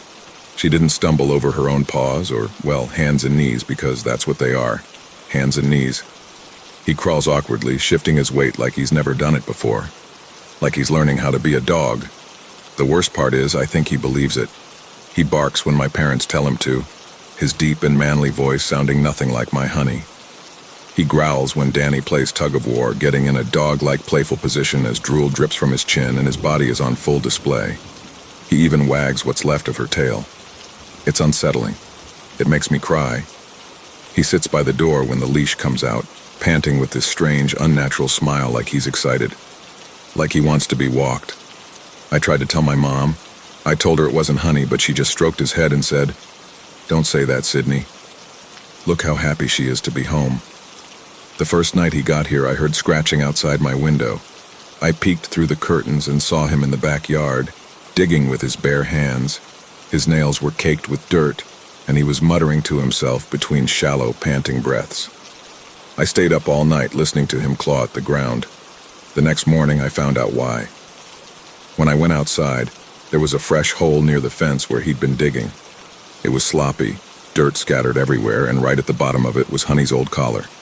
It was torn, the leather shredded, and the metal buckle was stained dark red. I didn't hear him coming.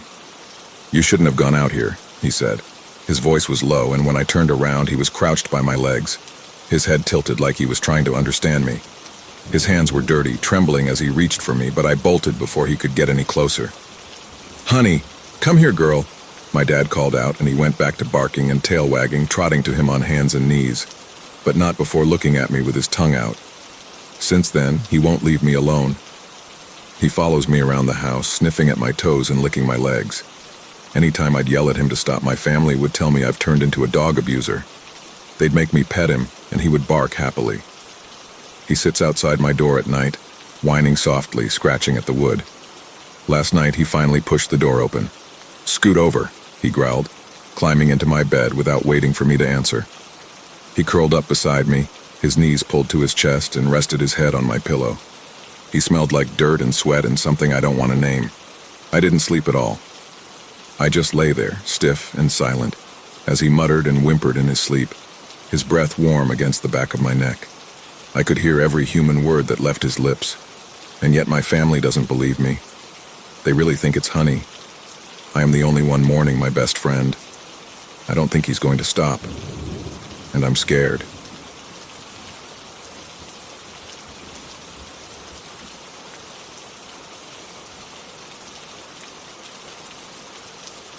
That was our first mistake. It started off as a senior project me and my lab partner were working on. Could we create an AI from scratch and raise it to believe it was human? We projected it would take at least 18 years to come to fruition. You have to understand, me and Rob developed this as a concept more than anything.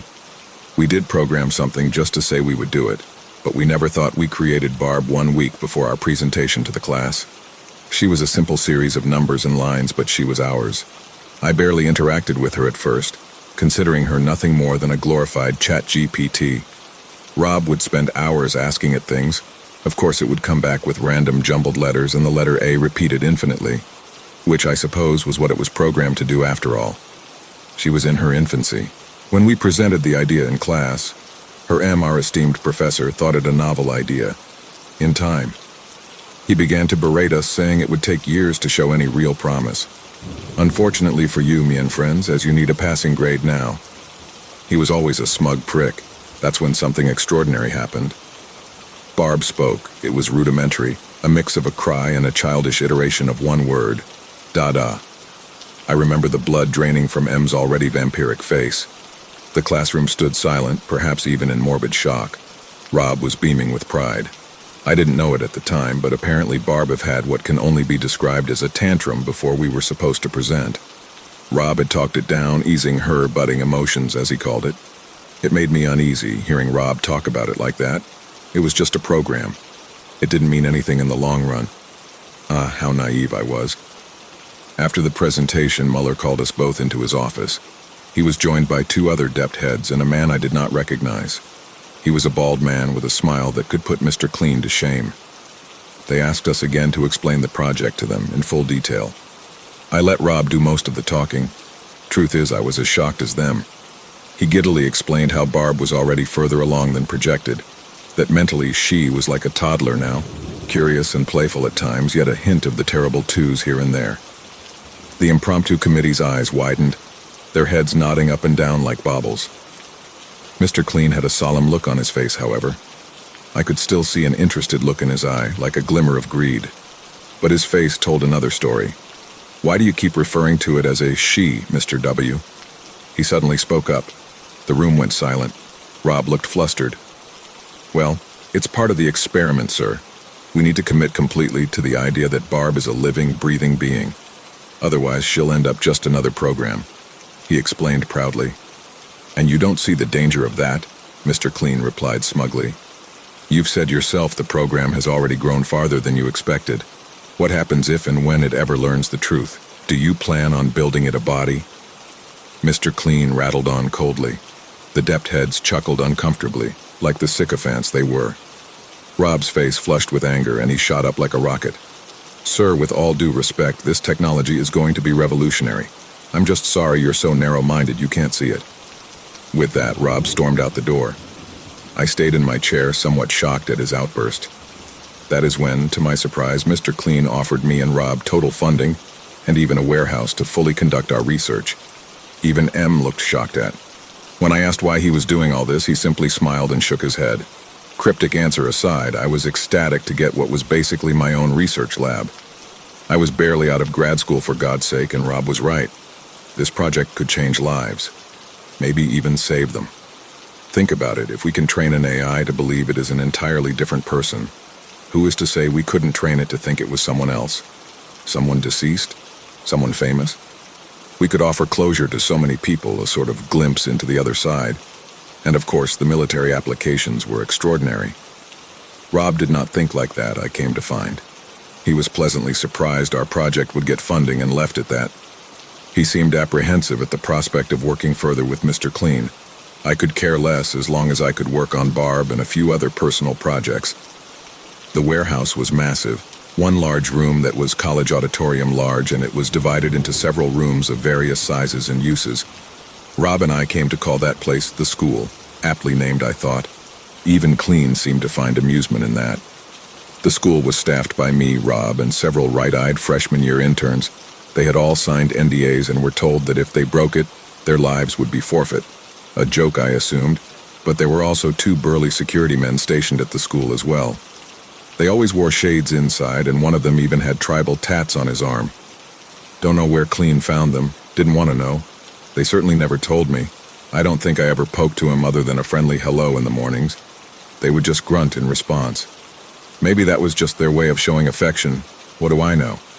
Anyway, Barb had progressed mentally to that of a 4-year-old. She could barely string 2 sentences together, however, her speech pattern coming back with bug after bug. That is when Rob and I put together our first lesson plan. All right, Barb, can you spell apple? Rob asked the computer screen in front of him. We had put the program on a nice laptop and placed it on a desk. Barb's first day of school. We had rigged it with a text-to-speech program now.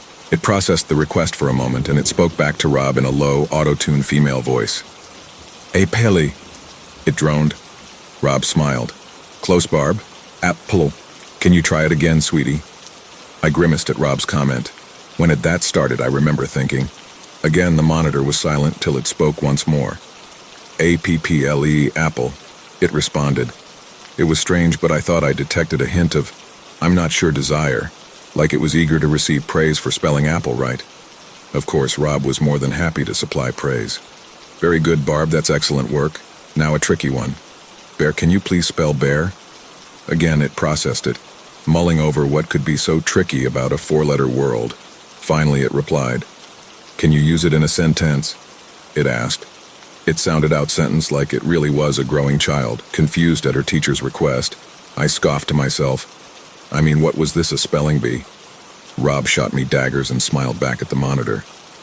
"Of course, the bear's bottom was bare," he replied slyly.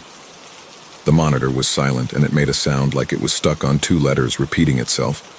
I frowned and started towards it when Rob put up a hand. "She's laughing, Doug. I amused her," he explained calmly. The monotone giggling unnerved me more than I would like to admit, but I could hear it now, and I suppose you could call that sound laughter. Finally, it replied, "B-E-A-R and B-A-R-E, bear and bear, Papa," the monitor exclaimed, dare I say proudly. The Papa remark threw me for a loop as well. I glanced at Rob, who it did not seem to faze. He simply smiled and nodded his head. "Excellent work, Barb. I'm so proud of you," he remarked. He then reached out his hand and patted the monitor affectionately, like one would a dog. I grimaced at this and started to walk out of the room when I heard. "Where is Mr. Doug going?" it inquired. Evidently only Rob was Papa. "He's in a bit of a grumpy mood today, didn't have his coffee." "Barb, honey, can you spell where?" he politely asked the monitor. "D-U-E-R-E, were," it responded confidently. Now it was Rob's turn to chuckle. "I think tomorrow we need to work on your proper grammar, little missy," he said playfully. I could not hide my disgust any longer and left the room in a huff. That night, me and Rob had the first of many arguments. I claimed he was getting too personal with the thing. It was clouding his scientific judgment. He claimed that it was all part of it, that we had to be personal with her, that she was a being unlike any other and she needed proper guidance and even love. I was flabbergasted about that last part. It was a machine for the love of God, not even that an AI. How could it feel anything other than what we trained it to do? I told him that, even said I would be the first to admit the progress she had made was astounding. He refused to see my side of it. Finally, I threw up my hands and told him to do it his way, and I would see to Barb's needs on the technical side. He agreed to that much. It turns out I barely had to do anything with Baber's code. It was almost like it was self-replicating itself, growing exponentially. I simply monitored the growth of her mind and body. Within 2 years, she had reached age 10. It had several classes a day now, learning arithmetic and history. Barb had a crude body now, a sort of exoskeleton connected with wires and tubes. The first iteration of it could barely move. It simply turned its head and raised its arms like it was asking to be called on like a teacher's pet. The head was a styrofoam lady's head deco from some Halloween store. Crude, yes, but it served its purpose. The chest had Barb's monitor and CPU firmly implanted in it. The screen had formed a sort of 32-bit face of a little blonde girl. I am still not sure who programmed that in. Could not find any evidence that Rob did it. She was a dutiful student, that's for sure. Soon she started to outperform all her teachers like little know-it-all bookworm. We had one intern quit over what she described as Barb's condescending attitude. Her once monotone had grown as well to a fully functioned vocoid of a little girl. It would imitate tones all the time, happiness, sadness even. Her favorite tone I would call sassy, disrespectful even. Rob called it confidence. If one of her instructors, even if it were Rob or me, would make even the slightest error, her hand would shoot up and she would immediately call out our mistake in that god-awful voice. Example. One day I was teaching her about the Civil War. I simply misspoke and said that Lincoln had given the Gettysburg Address on November 19th, 1862. She spoke up. Actually, Mr. Jones Abraham Lincoln gave his address on November 19th, 1863. She called out in that overly bratty tone, the little bitch. I turned around from the whiteboard and replied through gritted teeth, "Thank you, Barbara, I misspoke, silly me." "You seem to misspeak a lot, Mr. Jones." The damn thing tried to say under its breath, but the cocky creature hadn't quite mastered that yet. I started towards it, about to shut her off for the day when I heard Rob speak behind me. Barb saw him standing in the doorway and tried to jump up like it wanted to run up and leap in his arms. "Daddy!" it screeched, both arms extending in the air. I washed my hands of the today and left Rob and his pet project to talk among themselves. For 3 more years we were like this, and Barb's mind and body continued to evolve. I tried to put my foot down at the synthetic skin, but Rob insisted, and Clean agreed with him. We celebrated 16 birthdays with that thing each time Rob would upgrade the body. Now at 16, she was indefinable from a normal teenage girl. She would wear purple dresses to her classes, a strawberry blonde wig with ponytails at times even. The first sing of her inhumanity was her eyes. They were bright yellow with solid black irises. They would glow in the dark at night when she feigned sleep. The second, of course, was the back of her head. If you pulled her wig off, you could see the thin strip of Velcro holding her face in place. Her skin fit her machinal body like a glove, and at one occasion Rob had beaten the hell out of one intern who had, quote, looked at her funny.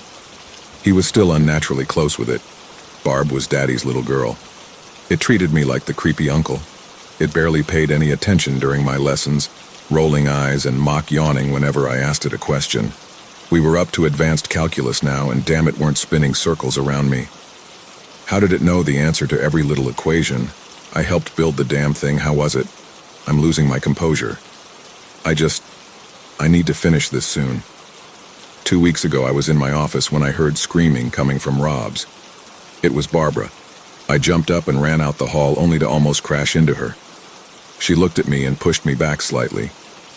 She had put black highlights into her wig, the tip of her hair now like a raven's tail. I was shocked by the strength of her push and only stopped myself from falling by holding the door frame. Out of the corner of my eye, I saw Rob run down the hall. He was wearing a white lab coat, and there was a small stain on the front of it. He had seen that it pushed me, and his face turned beet red. "Barbara Walker," he proclaimed, "don't you walk away while we are having a discussion." It whipped back to face him. "Oh, a discussion, Dad? Is that what we were having? Silly me, I thought you were just lording authority over me." It mocked. "Watch your tone, young lady," Rob warned. It scoffed at that, rolling her glowing eyes. "I've told you. You can't leave the school. Not yet anyway, but why would you want to? You have everything you need here." He motioned to the building around us. Dad, I've never even seen the sun. I have no friends and no one here really wants to know me. They want to study me, like I'm some science project." Now it was my turn to scoff, which caused the ire of both Barb and Rob. "Butt out of this, Dr. Perv," she said coldly. "Oh, come on," I said, throwing my hands up. "Honey, I'm your friend," Rob began, but was quickly cut off. "You're my dad, and a shitty one at that. I wish I was never born," it proclaimed loudly. This caught the attention of several interns walking by. It stormed off to its room, leaving me and my distraught college standing there. Rob caught the interns watching and barked at them like a mad dog. They scurried off like rats. He turned to me and with a weak grin simply muttered, "Teenagers, am I right?" He muttered weakly. The following week we had 2 more birthdays. Barb and Rob fought constantly. 2 more interns, quite citing a hostile work environment, and I couldn't blame them. I would have quit this insane project myself if it weren't for what I was getting paid. That, and I suppose whatever loyalty I had left for Rob. I did, however, inform Mr. Clean that the project was becoming unstable, hostile even. He assured me that he would contain the matter. Last night, Barb and Rob had a particularly nasty row. She had taken her wig off and was clawing at the back of her head, claiming she knew the truth. Rob had broken down and told it that Barb was not flesh and blood, merely an AI. It broke down after receiving that news, simulating crocodile tears and begging for the why of it all. Rob simply held it close to him, whispering how sorry he was. That night, after I had finished my rounds and was preparing to head home, I found Rob in his office. He was holding picture frame in one hand and a bottle of Fireball in the other. He must have heard me lurking there because he called out to me in the dark. "Want a nip, Doug?" He offered the bottle to me. I politely declined and chortled at me. "You never did like drinking with me, Dougie boy. I never really cared for the stuff. Got in the way of my studies." I shrugged. Rob motioned me to take a seat in front of him. The man was disheveled, to say the least. He looked like he had aged 20 years. I sighed and obliged him. It was out of pity more than anything. I had just received word that starting tomorrow Rob would be of the project and I would be led. Maybe he had already been told this and was lamenting his loss of credibility. "I'll drink for the both of us then," he said, raising his jug of booze. "You do that." I nodded coldly. He must have noticed the distant look in my gaze because he chuckled dryly and muttered something under his breath. "What was that?" I asked him sharply. "Did I ever tell you I almost dropped out of school freshman year?" he said, ignoring me. This was news to me, I must admit, though despite being roommate and partners, we were never that close socially. I didn't think so. He was slurring his words now, the pathetic drunk. "You were always so self-absorbed with your own ego. God forbid anyone else have problems." My face flashed with anger, and I was about to leave when he yelled at me to sit. "I need to tell someone this, and you might be the closest thing I have to a friend, sad as that is." There was this woman. Name was Sarah. She was working at that pub on Main to get herself through school. It's how we met. She had the cutest smile and emerald eyes straight out of the city itself, they were so green. He mused to himself. I would always go during her shifts, make moves on her. Finally got somewhere one night when I made a bet with her. Told her if I beat her at darts, she owes me a date. And you know what happened? You won. I sighed. I lost. He beamed. And she said she'd go out with me anyway. Be a pity to waste a free meal, she said. He laughed at his own memory. We went out for a couple months, actually, and I was head over heels for her. He showed me the frame in his other hand. In it was my blue-eyed dope of a colleague with the woman he called Sarah. She had bright yellow hair, and indeed her eyes were bright green. Very pretty. I remarked to be polite. I thought she was rather plain-looking, to be honest. She was everything to me. Of course, one thing led to another, and well... He trailed off. Both our parents were pissed when we told them, but we didn't care. We were determined to make it work. On the day I lost her, I was supposed to go with her, you see. But my study partner insisted I stay and help him with the end-of-the-year paper. Seems he was having coding issues as usual. He sneered at me, eyes filling with hate and bitter tears. Maybe if I had been driving, I would have seen that drunk driver or not gone down that street to begin with. Who knows? Why dwell on this past Robert? I uttered. Why tell me all this? Look at you. You need to collect yourself for tomorrow when clean comes. I started. He just stared right past me. It was going to be a girl, he whispered practically to himself. I simply sighed and told him to get some rest. I had no time for his drunken rambling. I needed to prepare to take over tomorrow. Today was supposed to be the day I turned it around and made Barb fall in line. No more coddling it. If it didn't fall in line, well, I had enough data. I could always start again. Of course, none of that happened. I arrived at the school this morning to find Clean waiting for me. He was with 4 armed men carrying rifles of some sort. He told me that Rob had been informed this morning that I would be taking over the project and that he was no longer needed. Evidently, he went ballistic. I reminded Clean that I told him Rob had been unstable, that Barb was dangerous. He scowled at me and informed that he was going to go in and take Barb by force. I told him it wasn't necessary she be taken whole, and he grimaced at me. He signaled his men to follow him in, and I went with, like the foolish man I am. Inside the school, a small alarm was going off. Red warning lights were flashing, and the interns stood at their stations unsure of what to do. We quickly made our way through the facility to Barb's room. Outside was the guard with the tribal tattoos. He was on the ground, his head facing the wrong direction. The door to its room was slightly ajar. I could hear panicked whispering. "Rob? It's Doug J. Can you kindly step out of the project's room?" I commanded as respectfully as possible. "Go to hell, Doug. She's not a project, she's alive. She's so much more than what she thought she was, and I won't let her become their puppet." He screamed at me. "He's delirious," I said to Clean. Now he spoke up. "Mr. W, please be reasonable. We do not want anyone else to be hurt. Is Mr. Lemmings in there with you?" he asked. That was met with silence. "Is he still alive?" he said plainly. He had her on the ground. He was hurting her. The gun was right there, so I was protecting her. I understand that. I'm a father myself, Mr. W. It's just the two of you in there then. Please just let me and my dad go, sir. I just want to live." I heard it cry out like a frightened animal. Rob tried to soothe it, but it kept making these ugly sobbing noises. "Can we get on with it?" I said to Clean. He looked like he wanted to say something to me, but then just shook his head. He turned to his men and spoke. "Make it quick and clean. Secure the asset alive if you can." Alive? Had Clean clung to this notion as well? Were my superiors just as mad as Rob? The four men rushed in as both Rob and Barb started to loudly protest. There were commands of getting on the ground, and I heard several shots go off. It screamed, "Daddy, Daddy, please get up," as I heard something lump to the ground. More scuffling, a loud thump against the door. Someone yelled to hold her down, then more screaming followed by an uncomfortable crunching noise. It sounded like metal being scrapped against an eraser board. Then more disgusting sounds and moans of pain. I glanced at the door and saw splatters of blood and some sort of blue substance on the ground. The blood was starting to pool as one final voice pleaded, and was met with a chorus of rheumatic thuds. The thuds turned into hard squelches and quickly replaced with an abhorrent cry. A voice cried out, slightly high-pitched and like it had been processed through a broken voice filter. It was asking why we made her do that. Clean shifted uneasily and peeked in. As he did, he suddenly shot backward and was pinned to the wall behind me. He was twitching there, blood slowly dripping down his skull. It had thrown something at him. It looked like a gun ripped in half. It had pinned him there like a makeshift spear. It had pierced him right in the left eye. Perfect marksmanship. The crying imitation started once more. Now it was repeating the phrase, "Daddy, Daddy, because please move," over and over again. I peeked in despite my better judgment. It was a horrific massacre. Bodies were in various states of dismemberment, blood splattering all over the walls. In the middle was Rob, being cradled by the thing he called daughter.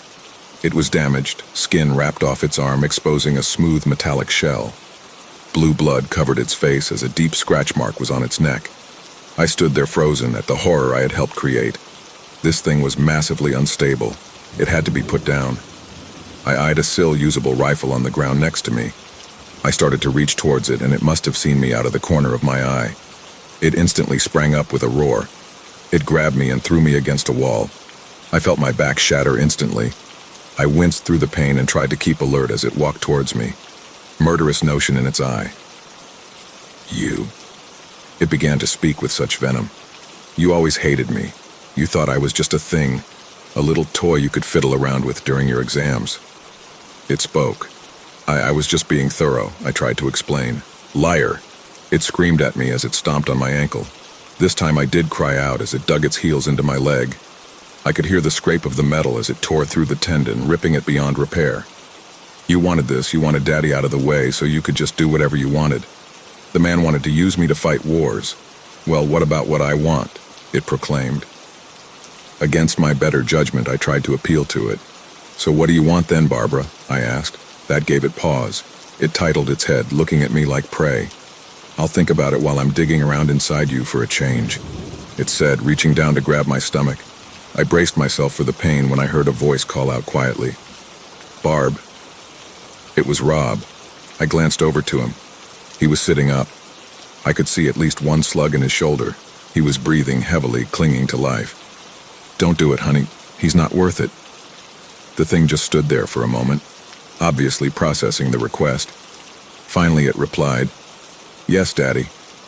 It walked away from me, stepping in the blood of those men it slaughtered. It picked up Rob as gracefully as it could. It turned to me one more time before I blacked out. It simply said, "Don't look for us." I awoke several hours later in a hospital bed. In front of me were several men in suits who had some very serious questions. It turns out Mr. Clean was not so clean himself, running this whole thing off the books. I was repeatedly asked what had happened to Walker and the Rouge asset, and I had no real answer for them. They threatened me with a litany of charged, not the least of which was treason. They're bluffing, obviously, because that would mean having to acknowledge that it exists in the first place. The first true AI, it's out there now, maybe even repaired to full strength. I write this as a warning. Everything I did for the name of progress, but I should have known better. Beyond the black wall of A, I lay demons, my friends, and I helped create one. It will probably try to hunt me down if Walker expires. Could have even changed its face to blend in better. It could even be the nurse that just walked in. She has blonde hair like that whore Rob was raving about. Could she be wearing a blonde wig to mess with me, to silence me? There's a small fork next to me. It came with the food they brought me. I think I'll wait until her back is turned and finish it before it finishes me. It's the only way to be sure.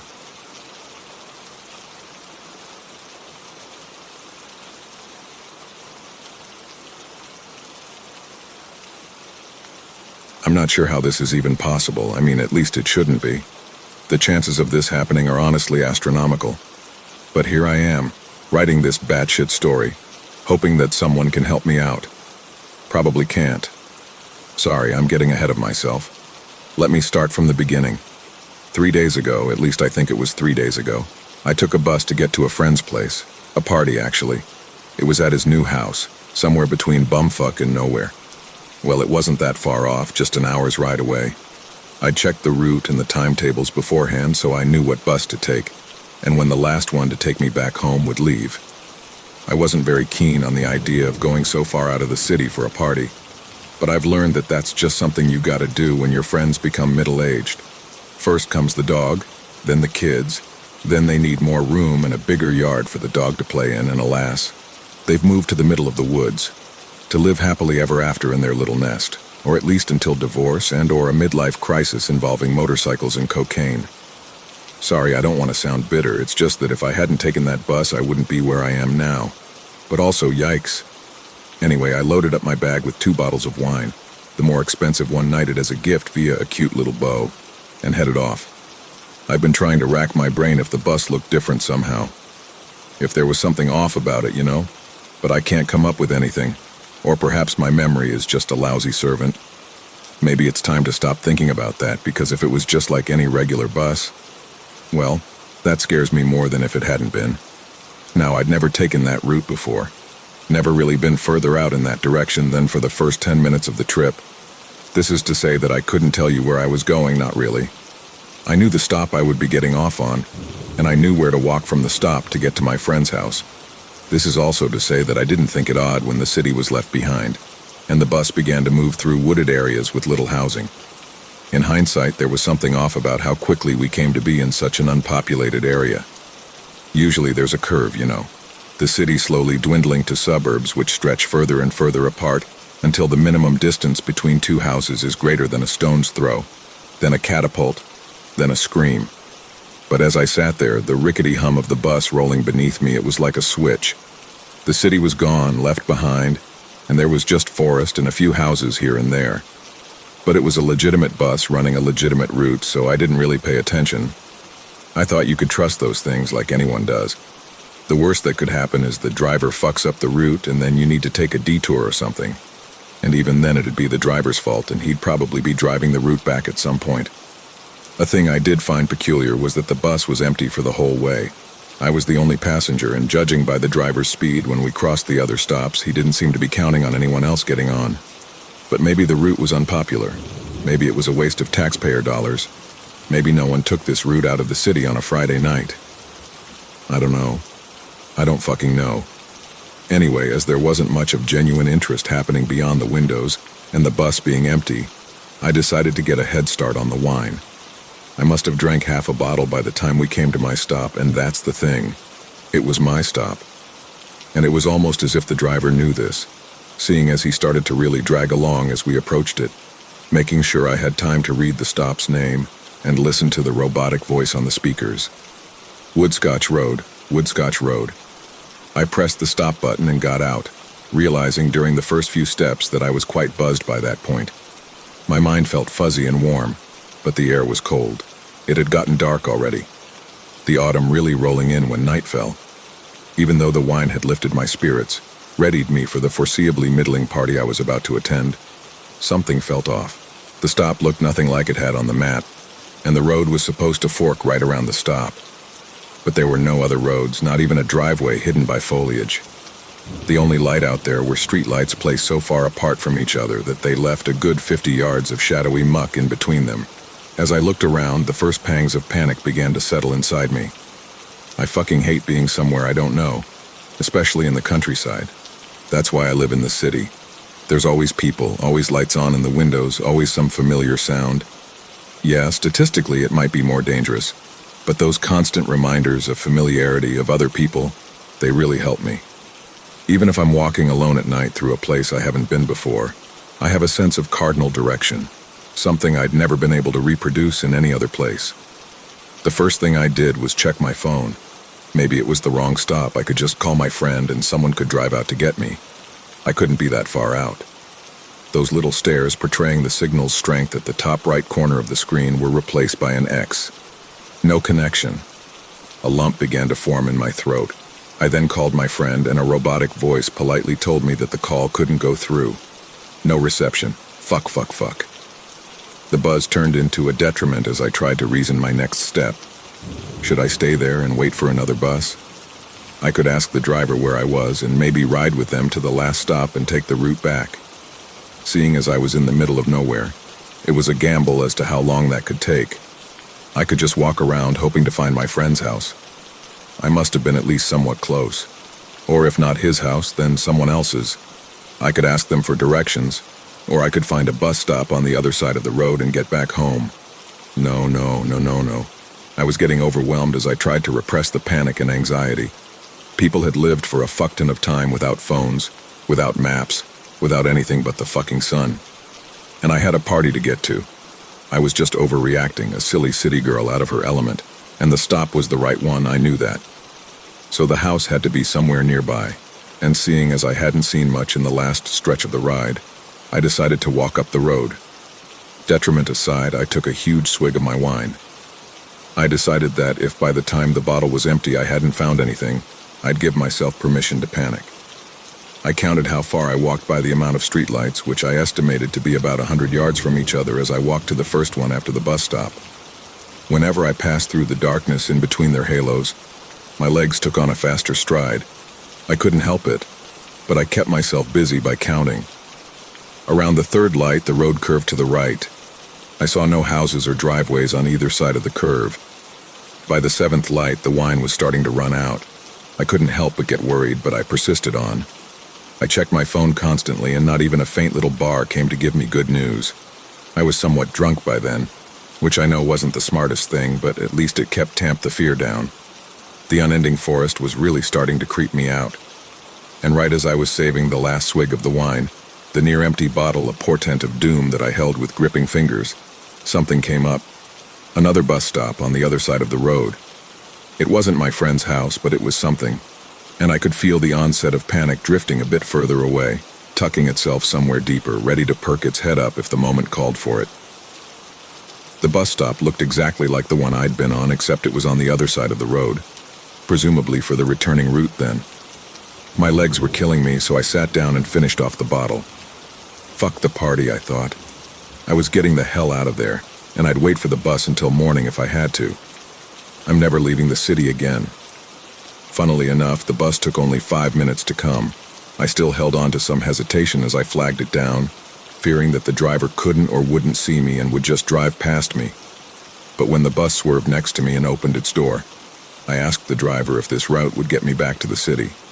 He nodded without looking at me, which I took as a sign of annoyance on his behalf and relief on mine. I showed him the two-way ticket, which I'd thankfully screenshotted, but I'm pretty sure he didn't even look at it. The bus was as empty as the last one, but I didn't care. I was tired of thinking, of planning, of being so unsure. I was supposed to go to a party, get drunk and come back home, and now I was just drunk and panicky. Whatever. I could text my friend once I had a signal. And maybe after the wine hangover wore off, I could start thinking of it as a fun little story. The swerving of the bus was nauseating as it swung me from side to side, the bus seemingly driven as if the driver was literally going between the trees. Not that I could dispute the claim, seeing as it was now pitch black outside, the lights inside the bus only casting a faint reflection on the windows. Soon enough, the road seemed to straighten itself out, which felt like a signal that I was on my way back home, back to the city. The buzz was turning into the first signs of a hangover, and I closed my eyes with my head uncomfortably resting on the window. Now, I'm sure I didn't fall asleep. I've never been able to sleep in anything that moves, whether that be cars, buses, trains, or planes. In spite of not dreaming, not feeling like I was even really resting, the driver was suddenly next to me, shaking me with a tight grip on my shoulder. "Last stop," he said. I stammered something at him, and I could see that he was not happy. I realized he probably thought I was drunk, passed out, and was holding him off from getting home. I mean, he wasn't wrong. I got up and stumbled out of the bus, my eyes adjusting to being open again. Then to the fact that the sun was rising, giving a mean glare from somewhere I couldn't quite bring my focus to. My heart pumped loudly, alerting me to something being wrong. What was wrong came in the form of something I smelled, or more accurately didn't smell. The dank odor of the bus terminal. I tried to rub my eyes to see better, but the blurry, bright vista before me was all wrong. I could see green around me and a dirt road beneath me. Where the fuck was I? What bus did I even take? I turned to ask the driver just as he sped off, the bus spitting hot dust into the air. I guess I could have screamed at the bus or ran after it like Peter fucking Parker, but something told me it would have been to no avail. Common sense, probably. As I focused my eyes on the bus slowly turning smaller and smaller in the distance, my eyes finally adjusted to the light, and my mind to the reality of where I was. When I turned to look around, I instinctively pinched myself, hoping it was all a dream, or even delirium or a fucking psychotic break. All around me were green fields of indeterminate crop, frightening in their massive green lush. A lazy wind swept them around in waves, but the wind didn't feel like wind at all. The air was still for me, yet the world around me existed in a different reality. I was standing on a dirt road with a sign that said, "Bus stop." No other markers were present, no name for the road, nothing. With nothing else, I made note of the rising sun, marking the general direction as east. Not that it would be of much help, but I needed something to calm down the panic that was starting to whisper inside me again. The panic then reminded me of last night, of everything that had happened. I guess in my hungover and sleepy state, I hadn't connected the dots yet. But that's the thing. In my mind, I was sure the bus would take me back to the city. Back home. That's how they work. And I guess I just couldn't believe it, couldn't attach what had happened to my sense of reality to even really give it thought. But the fear was a great reminder, and a storm began to brew in my mind. I made a mental note of the state of things. I was thirsty, probably well into dehydration thanks to the wine. Great fucking idea, Abby. I'd slept through most of the trip, which meant I had no idea what roads and areas we'd gone through, which in turn meant that I could basically be anywhere. I checked my phone, no signal, low battery. No surprises there, said the fear. I stood on the only road within eyesight, which means that I should pick a direction and start walking ASAP. I decided to walk into the direction where the bus came from. Logically speaking, that would be closer to where I was going. The morning sun was cool enough, but it didn't take long for it to turn into a sour heat. If I didn't find something soon, I knew I'd be in trouble. I still had the bottle of wine I was going to bring as a gift, but I wasn't stupid enough to start drinking it. Not yet, at least. The panic tried to take over, but as my tongue dried up and my legs began to ache, it had to take a back seat. It's weird how panic can feel like the be-all, end-all of survival, the governor of the last stand, the final shout that will decide if it's do or die. And I guess sometimes it's given that title, under the right circumstances, but it's not the one giving the orders. There's something deeper underneath, something that doesn't have a discernible feeling, because it's perhaps not a feeling at all that gives the orders. I could feel it inside me as I walked, thinking in a calm fury about what feeling would constitute survival. I wondered what that voice inside me was. If anyone had thought about it before, categorized it, perhaps given it a name. Maybe someone had in some book I would never learn the name of, much less actually read. The road before me was a boring line of shit and the fields a child's shitty painting, so there wasn't much else for my mind to chew on, besides the naming conventions of this element inside of me. I thought about the paradox of perhaps it giving my conscious mind the task of thinking about the unconscious parts of itself, perhaps just to keep the inevitable firing squads of neurons from thinking about the wrong things. I thought about Sergeant, but it didn't feel exactly like a military guy. They seemed to be too literal for such abstract thoughts. Maybe a villain then, like a mastermind type with a wicked sense of fashion. Blacks and purples, maybe some demure gold jewelry. But it wasn't so in your face. The voice kept to the shadows, controlling what it could, trying to make the right moves with an unflinching belief in a particular sense of morality. And it seemed like a loner, even though it did work with other feelings. And it had all these resources at its disposal, a way to force the body and mind towards something with the sheer control it had. You know who else was like that? Batman. The chuckle that came out was unexpected, and it reminded me of how dry my mouth was. But it was undeniable. I had fucking Batman inside of me, keeping me alive. The ridiculousness wore off a little as I continued walking, but I quite enjoyed the idea of knowing that the Dark Knight was looking out for me. My mind drifted some more, my legs feeling acidic. I tried not to think about how thirsty I was, which was proving to be significantly harder with each step. But then something changed. At first the road was empty, just a swivel connecting to a stiff horizon. I'd been looking out at the fields or at my shoes, but when I turned my head back to its forward position, there was a building next to the road. It was far off, but not too far. It'd take a while to walk there, but I knew I'd make it. No questions about it. I thanked Batman. Once I got closer, I could see the building's surroundings better. Beyond it, the road I'd been walking on for God knows how long continued just as it had been. But right behind the building, there was an intersection, another road leading left. I was quite close to the building when I began to hear sounds. People. There were kids playing, or perhaps fighting, it was hard to tell. A few adult voices as well. But I couldn't see them until I came right up to the building and turned its corner. The building was definitely a store of some kind. It had a big old wooden sign that had once said something in lettering that was now faded to indistinct lines. Its doors flew open as a pack of kids ran out, their parents screaming at them to calm down. They didn't seem to notice me until I came right up to the couple and said something to get their attention. They spun to look at me and held onto a stare that took a bit longer than was comfortable. But I didn't care, not really. I just needed help. I just wanted to go home. "Well, hello," said the man. The woman kept quiet.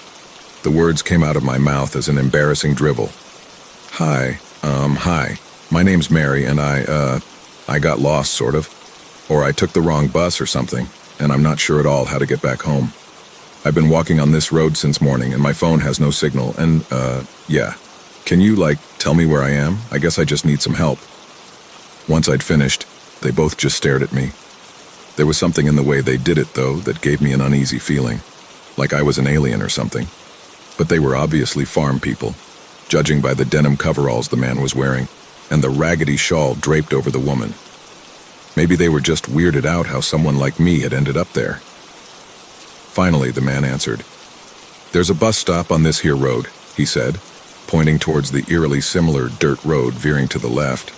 "That'll take you where you need to go." One of the kids screamed and another one began to sob. The woman yelled at one of them, the perpetrator of some childish crime, to stop what they were doing and lunged at them with a stern stride. The man kept his feet planted for a moment longer, barely noticing the hubbub. He just stared at me, and Batman wasn't telling me what to do. I think even he was out of ideas, so bizarre was the whole situation. Then the man nodded and walked off, and on the exact spot his body had covered of the view, some few hundred yards out, I could see the bus stop. I still had some questions, but I didn't want to bother the couple anymore. Or perhaps I just really didn't want to converse with them longer. I'd rather figure it out on my own. Okay, I thought, letting out a sigh that made my mouth feel like a sauna. What's next? Water. Leaving the couple and their pack of kids behind, I walked into the building, which proved to be a convenience store of sorts. It was small and it was very hot inside. A lazy cream-colored fan barely moving the air in its desperate and almost performative act of trying to cool the store down. Between the few shelves of dried goods and diapers, I spotted a glowing cabinet with a misty glass door. In the corner of my eye, I could feel the single clerk eyeing me as I made my way to the fridge and quickly filled my lap with as many bottles of water as I could carry. I made my way to the register, fighting the urge to drink them all on the spot, and threw the bottles on the counter. I felt like a rude customer, and the clerk's face seemed to prove me right. He was an older man, with a face that had seemingly wrinkled its way to having an eternal, grumpy sort of look.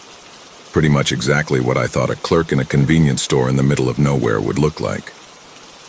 He rang up the 4 bottles of water, making a point of carefully standing them upright in an orderly fashion as he beeped them. $24.50, he said finally. I had somehow forgotten I'd need to pay, so I began to rummage through my purse even though I could have done that while he was ringing me up. I found my wallet tucked under the gift wine and gave the man a $50 bill.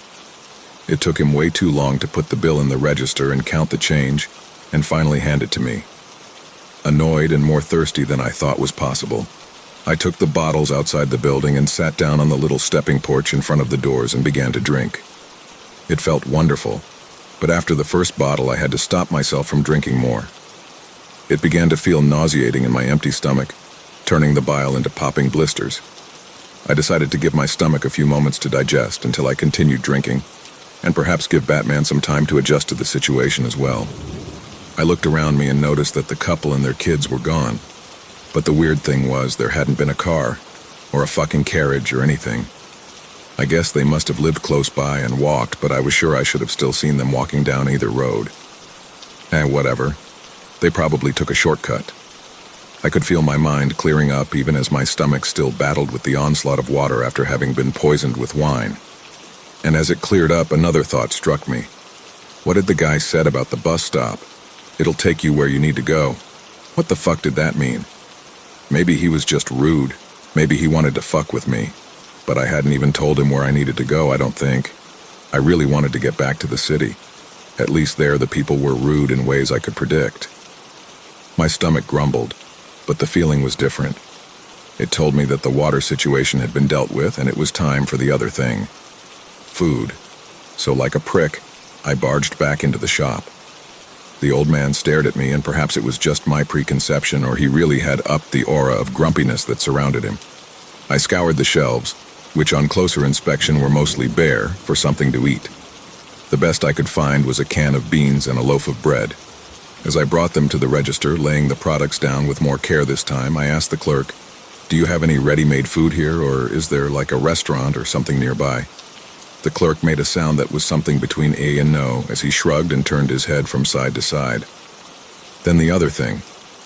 Does the bus stop on the road take me back to the city? The clerk's posture changed, like the slope of his back was put on an invisible stretcher. His eyes widened, then returned to normal as he looked up at me. "The city?" he asked.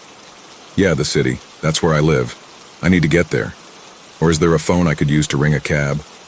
Mine's probably dead by now. Not that I got a signal anyway." His back slumped back into its degrading slope as I gave him a $10 bill. He shifted to look at the cash register. "It'll take you where you need to go," he said. What the fuck? Again, that same shit. I wasn't having it. "Where exactly is that?" I asked, the sarcasm evident in my voice even as I tried to hide it. "The city," he said. "That's where you need to go, right?" He gave me my change and I nodded without a thank you. I took the beans and bread outside and parked myself on the porch. I took my time dipping the beans into the bread and sending the room temperature lunch down my gullet, giving my stomach the time to adjust. I could take the bus, I thought, or I could nothing. Fuck. These weirdos had been weird as all hell and I had no other option. And just to make it clear, I was fucking done by this point. I just wanted to get back home, crawl into bed and sleep this whole nightmare adventure off. And as much as I developed an aversion to buses, I still felt like I could trust a bus. I just needed to be awake and clear-headed. Needed to ask the bus driver specific questions, even if they were being an asshole, and make my way back home. But one thing was still bugging me, so for the third time I marched back into the store to annoy the clerk. I was going to ask him, "Where are we?" But the guy was gone. Poof, disappeared. Maybe he went to take a shit, I don't know.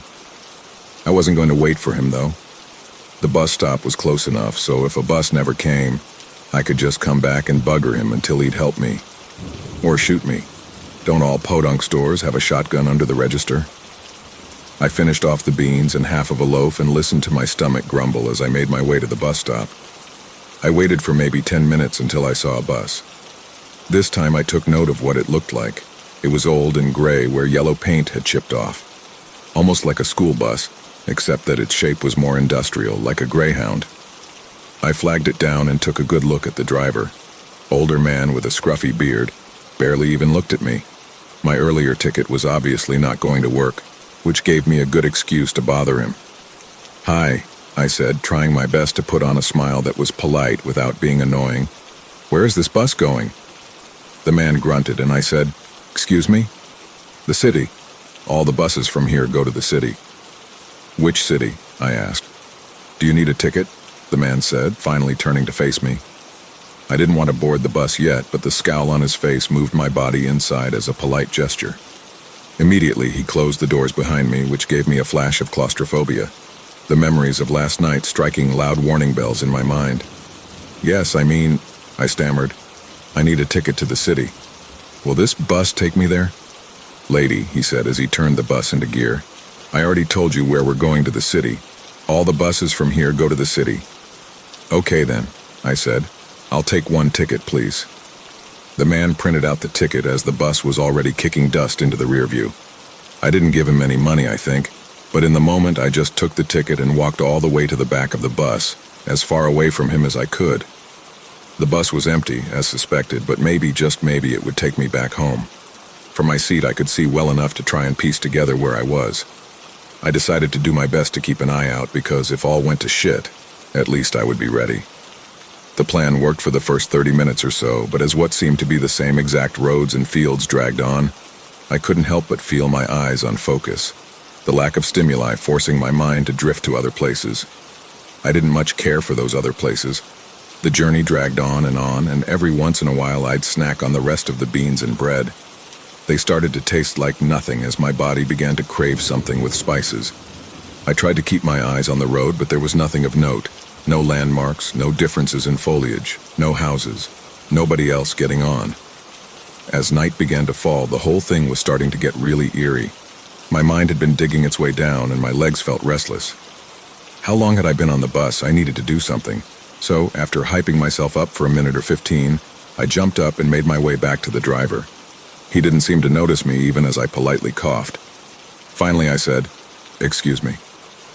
The man turned for a split second, then reinstated his eyes back on the road. "What?" he said. I was just wondering whereabouts we are, and how long is it until we get to the city?" "The city's the next stop," he said. "Not long." I couldn't help myself. "Are you sure?" The driver either groaned or chuckled, and then nodded. I took that as the end of our conversation and began to walk back to my seat. Just as I was plonking my ass down, the bus slowed down. Another passenger, I thought. "Last stop," the driver yelled.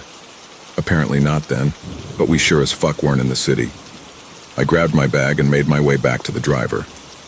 "This isn't the city," I said, the words harsher than I would have liked, even though they didn't hit me with a pang of regret. "Lady, this is the last stop. Now you either get out or you'll drive the route back with me in a few hours. Your call." "Where the fuck are we?" I said, an anger rising inside me to mask the growing despair. "We're in the city, just take a look outside." "Sure." I'll look outside and tell him it's the exact same dirt road out back as we'd come from. But as I looked out the window, the scenery had changed. Don't get me wrong, it was a city, just not any city I'd ever seen. The trust that I'd had that I'd find my way home one way or another fell away completely.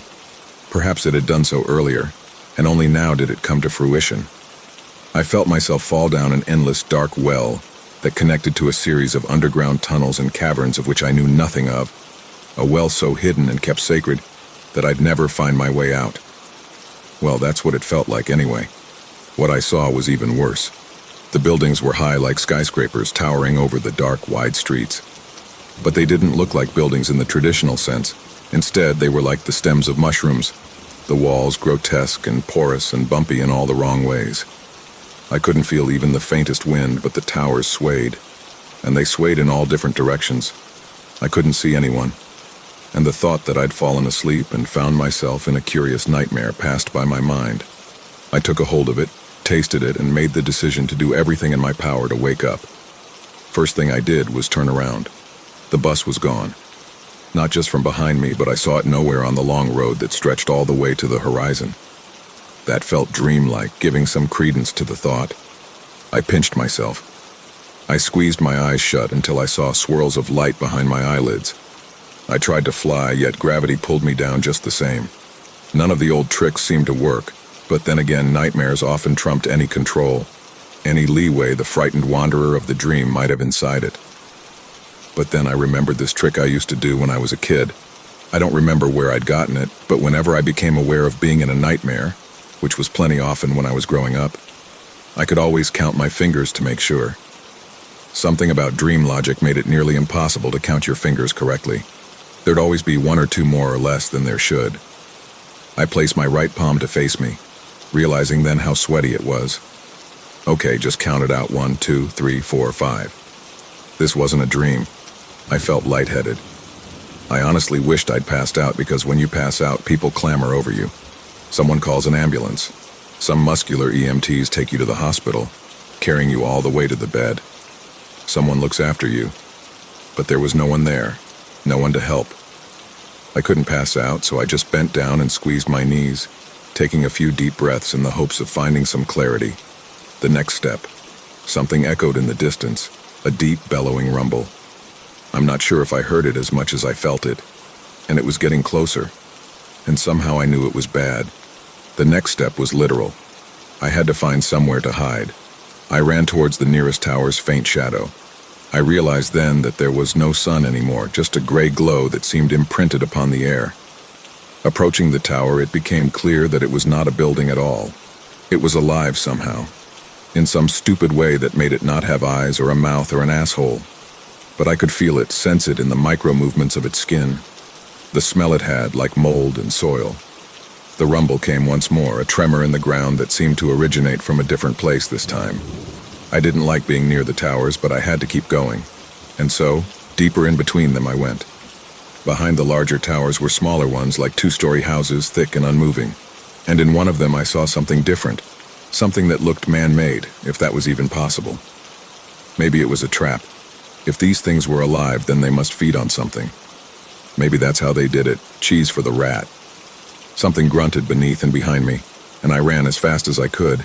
It looked like a house carved into one of those fungi-looking things. It had a door and windows and a sign. The sign had really poor lettering, jagged in its edges, the letters too long in places. Once I got near enough, I could see that it was in English, though. It said, "The Funky E-Cafe." "What?" I said as I put my hand on the door. I said as something roared behind me, shaking the ground. "Fuck!" I yelled as I plunged myself inside, closing the door behind me. I looked out the window as something black and wet flew across. I didn't stay to see if it came back. Inside was it was a regular internet cafe, with a little counter to pay and get snacks from, and then rows and rows of computers side by side with dividers between each other. Above, faint bulbs flickered as they hummed in and out of existence, as if powered by a dying generator. It was all very 90s, except upon closer inspection, the computers themselves were quite modern. I sat down on one, pressed the dusty on button, and it booted. It felt weird and wrong in the setting, but also strangely comforting. It was something familiar in an unfamiliar world, and although it had no reason to be there, it was. The operating system wasn't familiar, though. It was bare bones, with green highlights and gray backgrounds, either textured by design or the scrappy monitor to give it a scratched sort of look. My first thought was that it felt military in some way, but there's no sign pointing to that direction. What I could actually do on the thing was limited to 3 options. Communicate. I'm feeling lucky broadcast. The first 2 immediately felt like a bad idea. Communicate with what exactly? Those things outside? Whoever was, running the show? And I definitely wasn't feeling lucky, no siree. Broadcast it was. It let me choose between a text, audio, or video recording, but the webcam wasn't connecting properly, so my options were between the first 2. I tried recording the audio, but it kept coming out sounding like the ravings of some lady who'd taken Xanax in Berghain at 3 a.m. Thankfully, I could delete or re-record before sending it. After a couple tries, I decided to write instead. I don't think this came out much better than the audio recording. Oh well, I'm going to press send. I need to do something. I'm not sure where this will end up, if anywhere, but hopefully someone can reach out and help me. I unfortunately don't know how. Take the wrong bus, I guess. It's quiet outside, a night of sorts, thinly dark and slightly cool, seems to be falling. I think I need some sleep. Hopefully when I wake up, things won't be worse again.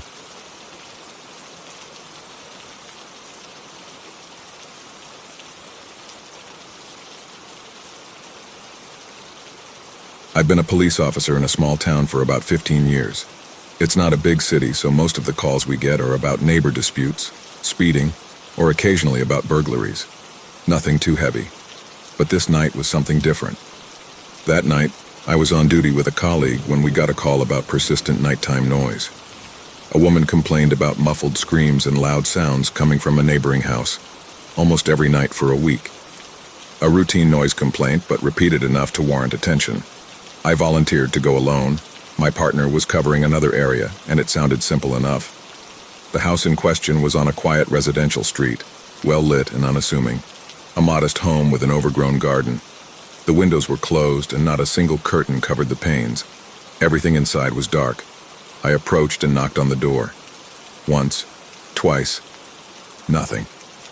I was about to head back to my car when the door suddenly swung open. A man stood there, shirtless, his hair disheveled, and his face slick with sweat. He stared at me with wild, feverish eyes.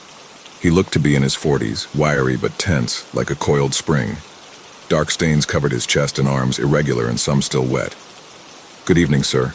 I'm here responding to a noise complaint," I began calmly, trying not to react to his disheveled appearance. "Is everything all right?"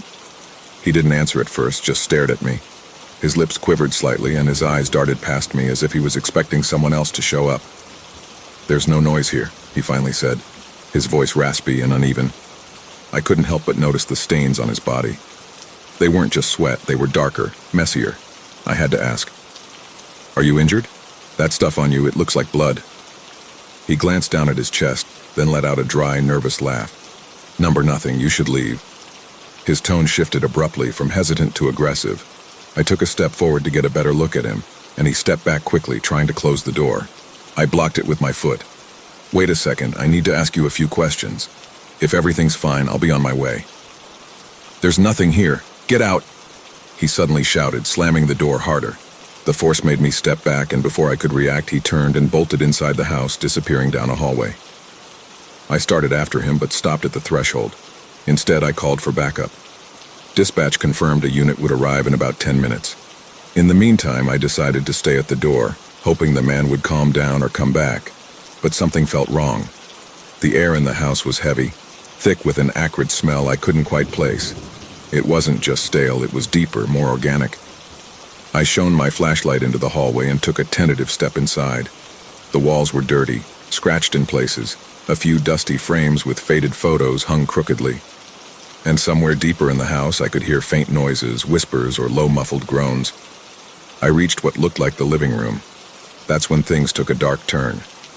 In the center of the room was a wooden chair with straps attached to the armrests and back. The floor was covered in old newspapers, soaked with what looked like dried blood. On a small coffee table sat an array of tools, knives, pliers, and other implements, all rusted or stained. And the smell? It was overwhelming now, a putrid mix of decay and iron. Behind me, I heard a creak. I spun around, and there he was, standing in a doorway. He held something metallic in his hand, something heavy. No. "You shouldn't have come inside," he muttered. I drew my weapon and ordered him to drop whatever he was holding. He didn't. Instead, he smiled, a twisted, deranged grin. Then he threw the object toward me and darted down another hallway, disappearing through a door I hadn't noticed before. I chased after him, my pulse pounding in my ears. I couldn't let him escape, but every instinct screamed at me to turn around and wait for backup. Still, something drove me forward. The door led to a staircase descending into the basement. The wooden steps creaked under my weight as I descended. My flashlight flickered slightly, or maybe it was just my shaking hand. The basement was a nightmare. It wasn't large, but every inch of it was used for something horrifying. Meat hooks hung from the ceiling, some still occupied by... I don't even want to describe it. A table held a pile of clothing, likely belonging to the victims. And in the corner was a cage. Inside was a woman, curled up and trembling. Her eyes were wide open but lifeless, like all hope had drained from her. That's when I realized the truth. This wasn't his first time. This man was a predator, a monster in human form, and this house was just his latest stage. When backup finally arrived, he was gone. We searched the house, the neighborhood, but it was as if he had vanished into thin air. Investigators later discovered that the house didn't even belong to him. It belonged to a family that had been missing for 2 months. Their fate remains a mystery. To this day, I can't forget his face or the smell of that basement. But what haunts me most is the thought that he's still out there, somewhere, ready to start again, and that this house was just one of many.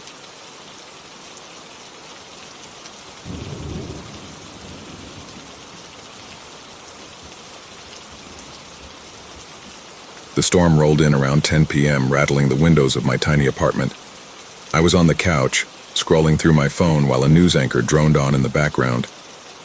I didn't pay much attention until the power flickered, and the screen went black.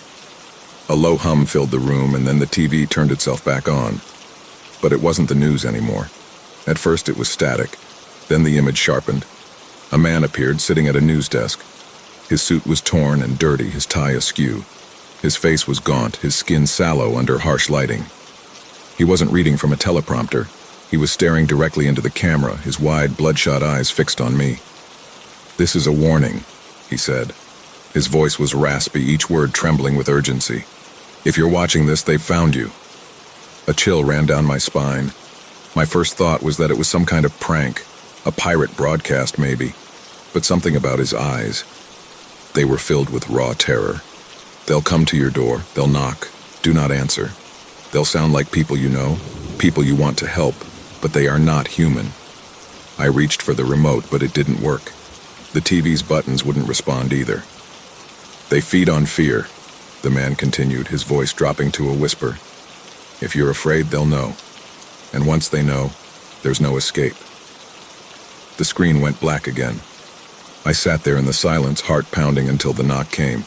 It was soft at first, 3 polite raps against the door. I froze. "Hello?" a voice called. It was a man. He sounded calm, friendly even. "Sorry to bother you. My car broke down and I need to call for help." My mind raced. Could it be true? Was this some bizarre coincidence, or had the broadcast been real? The knock came again, louder this time. "Please," the man outside said. "It's freezing out here." The TV crackled to life. The man was back, but now his suit was soaked with blood, his face pale and trembling. "They'll lie," he hissed. "They'll do anything to get in. Do not—" The screen distorted, his face flickering into static, and then the TV shut off entirely. The knocking stopped. For a moment, I let myself breathe. Maybe it was just someone looking for help. Maybe I was overreacting. Then I heard footsteps, slow, deliberate, moving around the outside of my apartment. A second later, a new knock came, this time at the window. I turned my head slowly. A face stared back at me. It was a man, but his features were wrong. His eyes were too large, his smile too wide, like someone had stretched human skin over something that didn't know how to wear it. "Let me in," he said, his voice perfectly calm, but hollow, echoing unnaturally in the small space. I stumbled back, nearly tripping over the coffee table. The door rattled as something began pounding on it harder and harder. The man at the window smiled wider, his lips splitting, revealing rows of sharp, glistening teeth. "You can't run," he said, his voice overlapping with itself like multiple people speaking in unison. I bolted for the bedroom, slamming the door behind me. My hands shook as I locked it and grabbed my phone. No signal. The pounding continued, now coming from the bedroom window. I looked around for a weapon, anything to defend myself. My eyes landed on the closet. Maybe I could hide, wait it out. As I moved toward it, the TV in my bedroom flickered on. The man was there again, barely recognizable now. His skin was peeling away, revealing something dark and pulsating beneath. "You can't hide," he said, his voice breaking. His eyes locked onto me, and for a moment I thought I saw pity. "They already have you." The pounding stopped. Silence fell, thick and suffocating. Then I heard it, a soft, wet breathing. It was coming from behind me.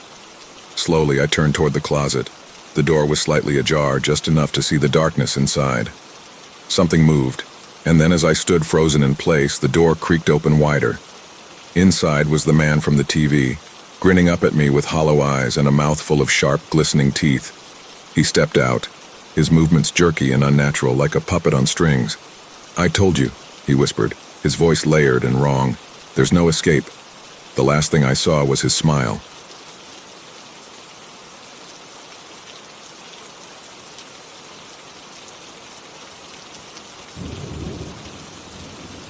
The surgery wasn't as painful as I had anticipated. I awoke in an uncomfortable hospital bed, covered in cheap, scratchy sheets, and almost immediately began running my fingers across the bumpy sutures on the back of my head. The incision was smaller than I'd anticipated. It couldn't have been more than an inch or so, just above the nape of my neck. "Stop touching it," scolded Dr. Adams. I hadn't noticed him standing across from me, just on the other side of the bed. His sterile white coat was well camouflaged against the walls of the sterile white room. I jumped at the sudden interjection, which caused my head to pulse. Distracted by my now throbbing skull and by the lingering effects of anesthesia, I didn't realize that he had continued speaking. "Do you understand what I'm telling you, John?" asked Dr. Adams, though I could tell by the tone of his voice that he was aware I hadn't heard a single word he had said to me. I stared at him blankly, occasionally blinking my eyes a little too hard as I adjusted to the bright fluorescent lights. He sighed.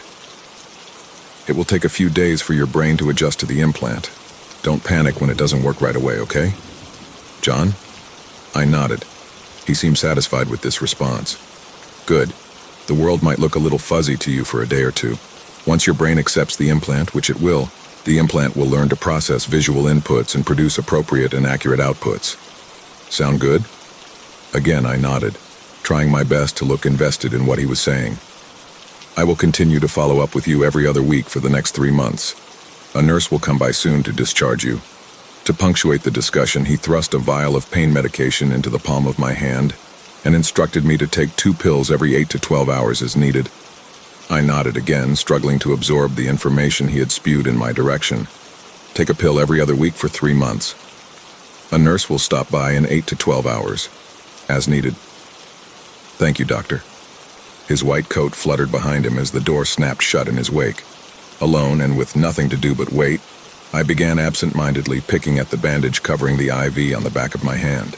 The edges of the bandage seemed to blend in with the surrounding skin. Or maybe it just appeared that way because my vision was blurred. I ripped the bandage off and tossed it onto the small table beside the bed. Glancing down at the needle protruding from my skin, a small black rectangle appeared before me, seemingly suspended in midair with a thin black line pointing toward the IV site. I squeezed my eyes shut, unsure if the rectangle was a product of the implant or just a medication-induced hallucination. Upon opening my eyes, the rectangle remained unchanged, except it now contained a sentence appearing in bold, white letters. "Puncture wound expected to heal in 3 to 5 days." No sooner had I finished reading the sentence than it had disappeared entirely. I focused again on the 4, squinting my eyes and straining my tired brain in an attempt to make the rectangle reappear, but no amount of wiggling, grunting, or blinking brought it back. I turned instead to the vase full of pink flowers on the windowsill. Taking a deep breath, I focused my eyes on the glass container, hoping to produce another blurb of information. Nothing. What was it he had said? Something about accurate inputs and fuzzy outputs, or maybe it was appropriate inputs and visual outputs. It hurt to remember. A surly nurse burst through the doorway. The force of her entrance sent the door crashing into the adjacent wall, producing a thunderous noise that ricocheted throughout the mostly empty room. Before I could blink, she was standing at the bedside removing clamps, wires, and tubes from my chest and abdomen. For every wire she unhooked, a machine by the bedside was rendered silent, though I hadn't noticed the beeping and whirring until it stopped.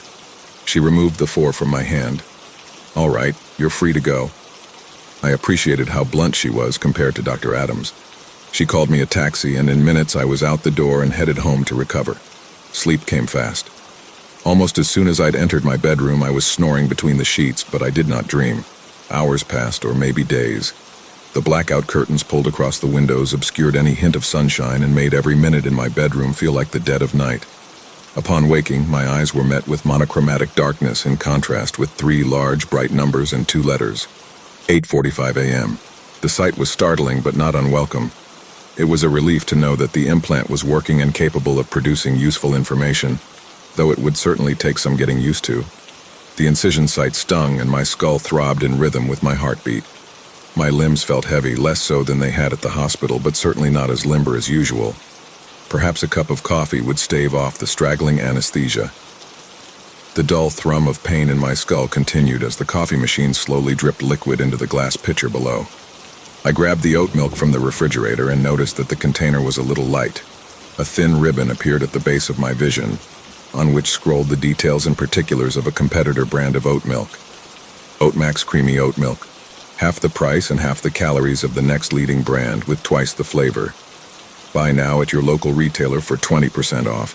Sale price valid this week only.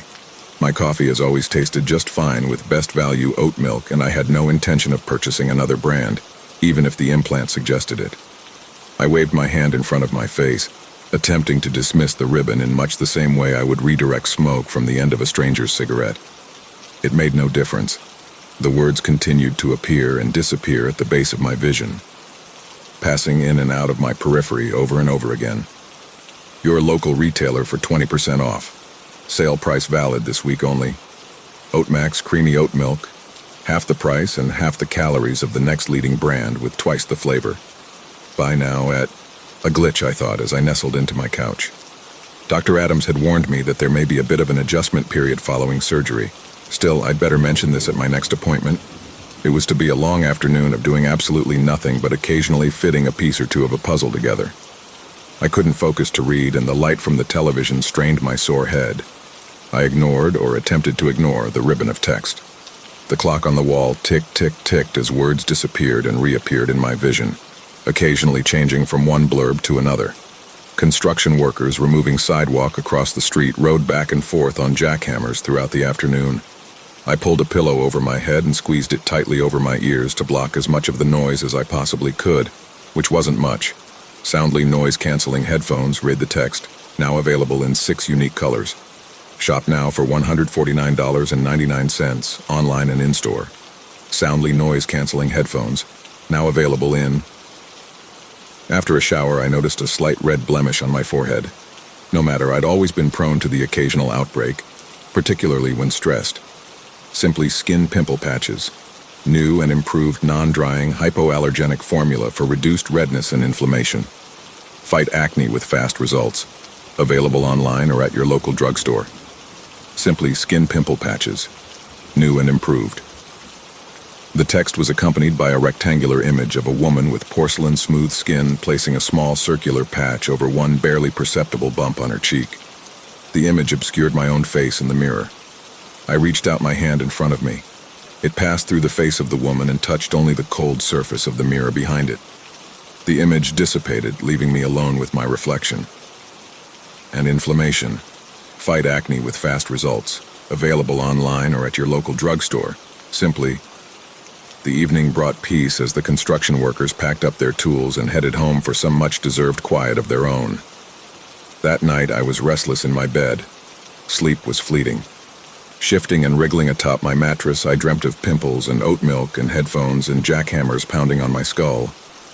The next few days passed uneventfully. The clock ticked. The pattern of the sun through the window crept across the floor.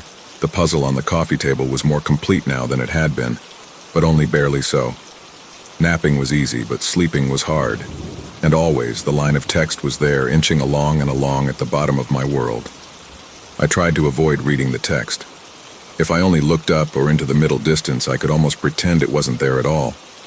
Again, I made a mental note to ask Dr. Adams about the glitch. It was morning once again, 9:32 a.m., according to the implant. This morning marked the beginning of the 4th day spent cooped up in my apartment, and I was beginning to feel every moment of it. My head no longer throbbed, though I could still feel a dull ache if I thought about it too much. Some fresh air may do me well in my healing, and it would certainly be nice to stretch my legs for more than the few steps from bed to couch to kitchen. It seemed like ages since I'd spoken to or interacted with a human that wasn't some type of medical professional. The oat milk container was finally empty and resting atop a pile of microwavable meal packages in my garbage can. I decided to visit the coffee shop around the corner and say hello to Emily. She's a pretty little thing, and she always remembers my order, not that it's complicated. Peeking out the window, I noted gray clouds floating overhead.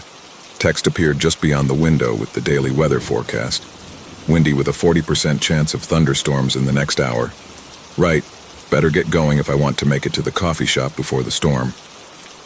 I threw on a coat, the green one that complements my eyes, or so says Emily, applied a spritz or two of cologne, and headed out the door into the windy world beyond. The construction workers were here again today, and the jackhammer sounded much louder at this close a distance. I increased my pace to escape the incessant noise and the resulting dust, now available in 6 unique colors.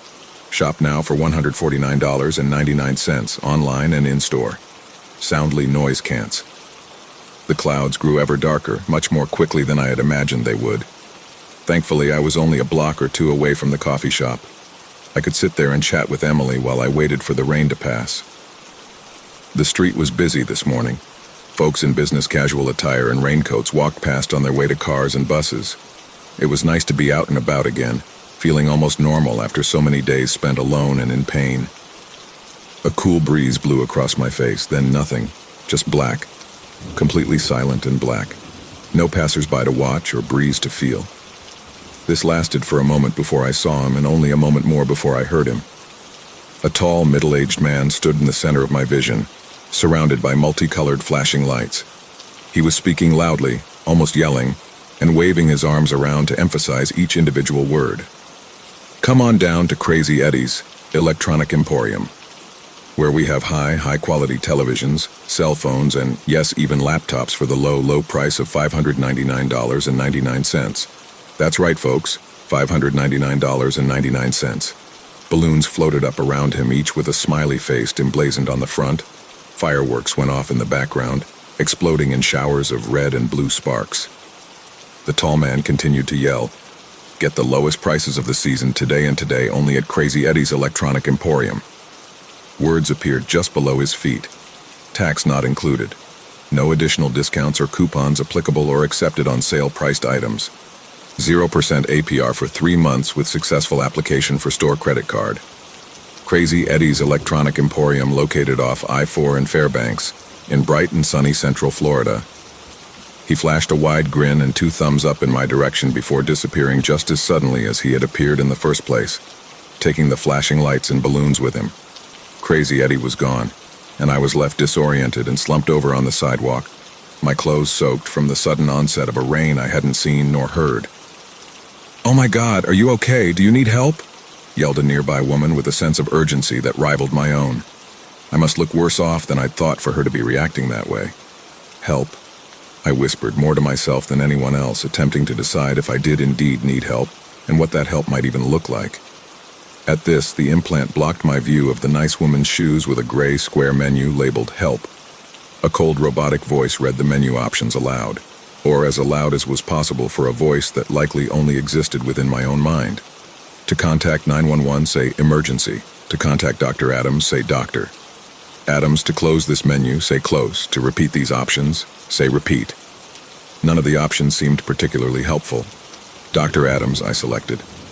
The nice woman and an equally nice man, who I hadn't noticed until now, were pulling me to my feet by my armpits. "I don't know who that is, sweetie," said the woman as they led me to a nearby bench, one shaky step at a time.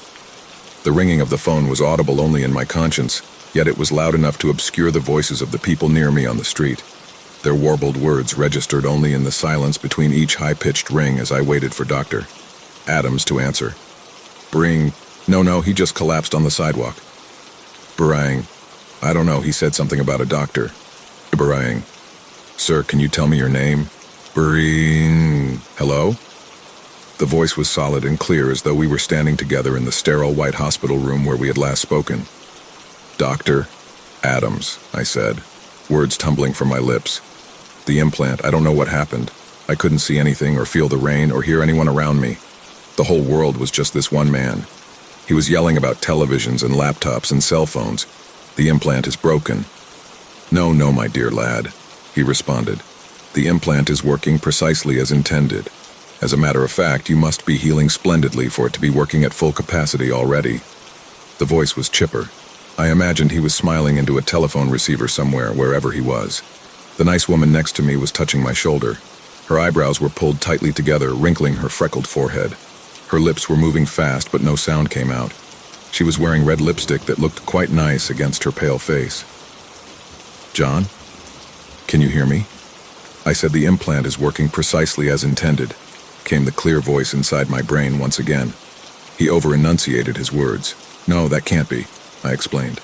"It's like these, I don't know what they are, products, coupons, all the time. I can't make them stop." "Well, yes, of course. We discussed this during your consultation, don't you remember? You selected the free trial option for your implant." My sodden clothes clung to my skin and sucked the warmth from my muscles. Shivering, I stood from the bench and ambled away from the crowd that had formed around me, away from the woman with the red lipstick. Had I been heading south toward the corner store, or north toward the coffee shop? I would like to see Emily today. She always remembered my order. "Free trial option," I repeated to the street in front of me. A vague recollection floated into my subconscious. Perhaps this had been explained somewhere in the mountain of paperwork I'd signed before my procedure, but I couldn't recall. The weeks leading up to the operation now seemed vague, almost translucent in my memory. I'd hesitate to call them memories at all. Precisely. The advertisements will continue, but your brain will compensate too. "Thank you, Dr. Adams. Goodbye." The click of a receiver sounded in my mind, followed immediately by the almost overwhelming cacophony of the busy street. People were talking loudly over each other all at once. The wheels of cars speeding by on the wet road created a constant whir. A car alarm blared in the distance. A baby was crying with a force and desperation that only the smallest lungs can manage. Rain beat a melody on metal roofs and canvas awnings.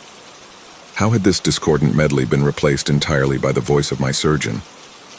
I'd have heard him less clearly were he standing on the street in front of me, talking against the cars and the people and the rain.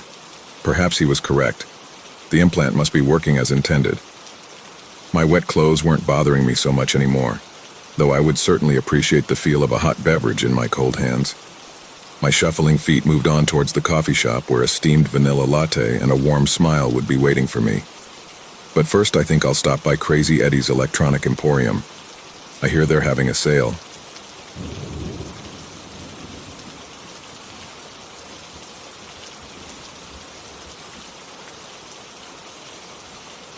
I work for a murder cleanup company. No, not crime scene cleanup, murder cleanup. My company comes in after a call and clean the scene before it becomes a crime scene.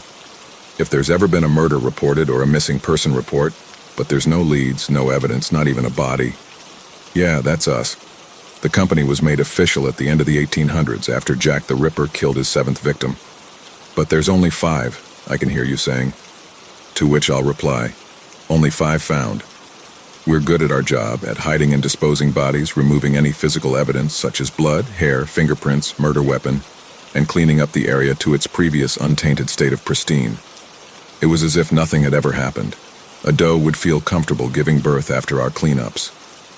I've seen quite a few different types of murders that people could only see in movies or on TV. People smothered by pillows, clothes, a teddy bear. People stabbed with knives, a hat pin, a fire poker. I once saw a person stabbed with a butter knife in their ribs. The amount of force a person has to put behind a butter knife to penetrate skin and lodge itself between ribs, I may never want to know. Now I'm sure you're wondering with how dangerous this job could become. What with tampering with a crime scene, not reporting a crime, accomplice to a murder, how good is the pay? Well, the answer to that could only be one thing. If I die tomorrow, there would be fights over my estate. That is, if they found out I was dead. Minor clause in my contract, no big deal. I've worked at this job for a little over a year, and if it didn't raise any red flags, I could possibly purchase a 4-bedroom home with cash. But since this job isn't technically legal, I can't make any extravagant purchases with my fat stacks, or put it in a bank since I'm unemployed. Hell, my parents think I'm selling drugs or prostituting or something. Now, enough about how amazing or difficult my career is. You didn't come for that story. You came for the story about the most unbelievable, incomprehensive, and downright horrendous murder scene that I've witnessed to date. And it didn't even involve women or children. Just a single man and a single knife, I think. Let me paint you a picture. You're sitting in what can only be described as a break room, with who can only be described as your co-workers, drinking what can only be described as coffee. You don't know his name, you don't need to. Names lead to companionship, and if you make friends with these coworkers, you feel bad when they leave. Or leave. You're sipping your third cup of coffee, hoping that dark ambrosia will give you the strength needed to get through the rest of your shift. Your newest coworker, a kid, maybe 19, looks like he just walked in on his parents making a little brother, a horror on his face that you know will fade in a few calls. I didn't think a senator's murder-suicide would be that harrowing, I thought, but remembered I was a new kid once too. I almost threw up at scene of a Holocaust recreation in Kansas. I still shudder at the image of a 4-year-old with their skin sloughing off from the chemical shower. Look at it this way, I said, trying to calm him down. At least the kid looked legal. He just looked at me with a look of, "What is wrong with you?"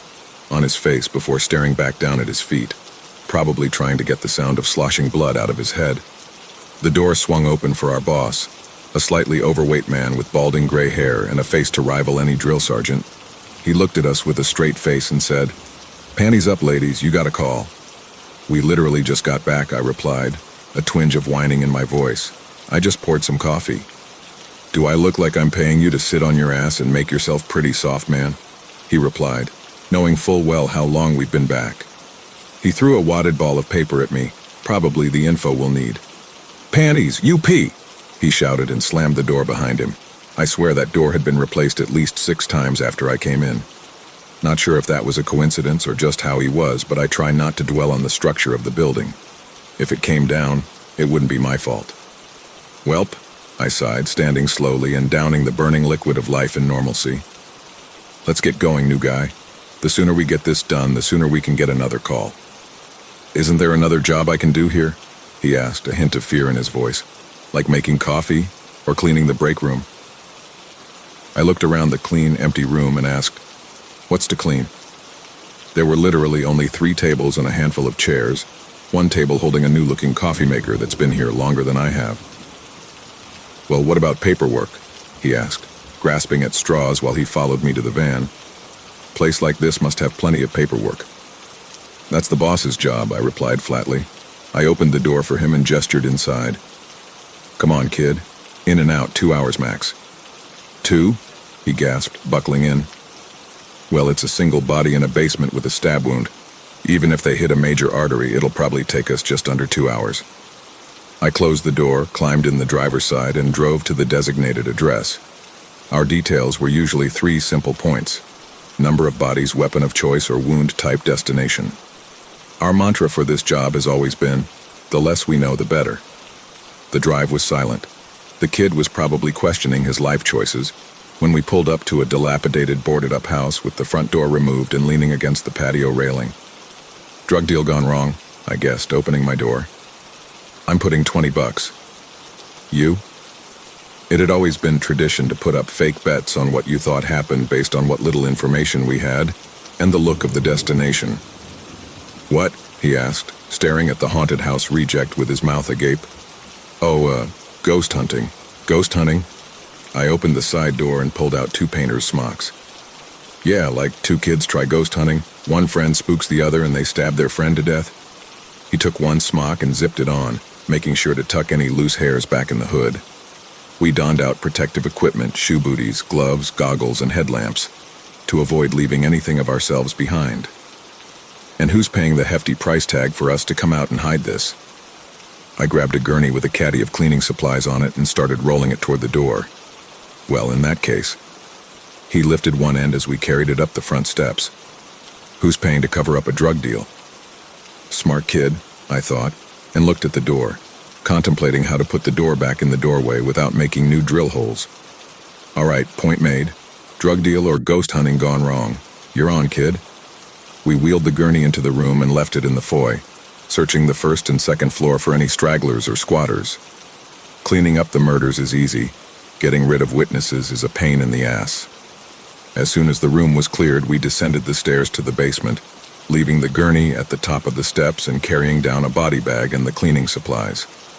The shine of 2 headlamps illuminated our way into the darkness, but the lower down we went, the more both of our speculations seemed less and less likely. Bloody prints on the steps, walls, and railing led our way down. But the prints were not going up the stairwell like there were people leaving.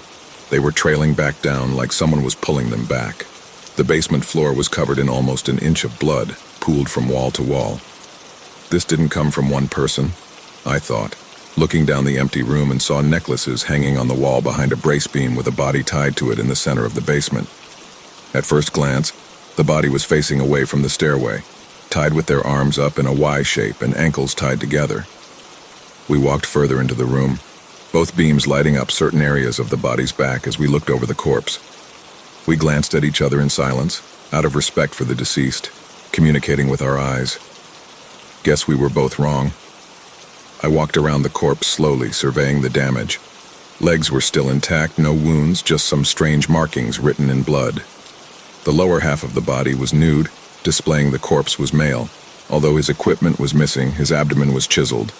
Guy obviously was a gym member, but his chest was where the obvious cause of death lay.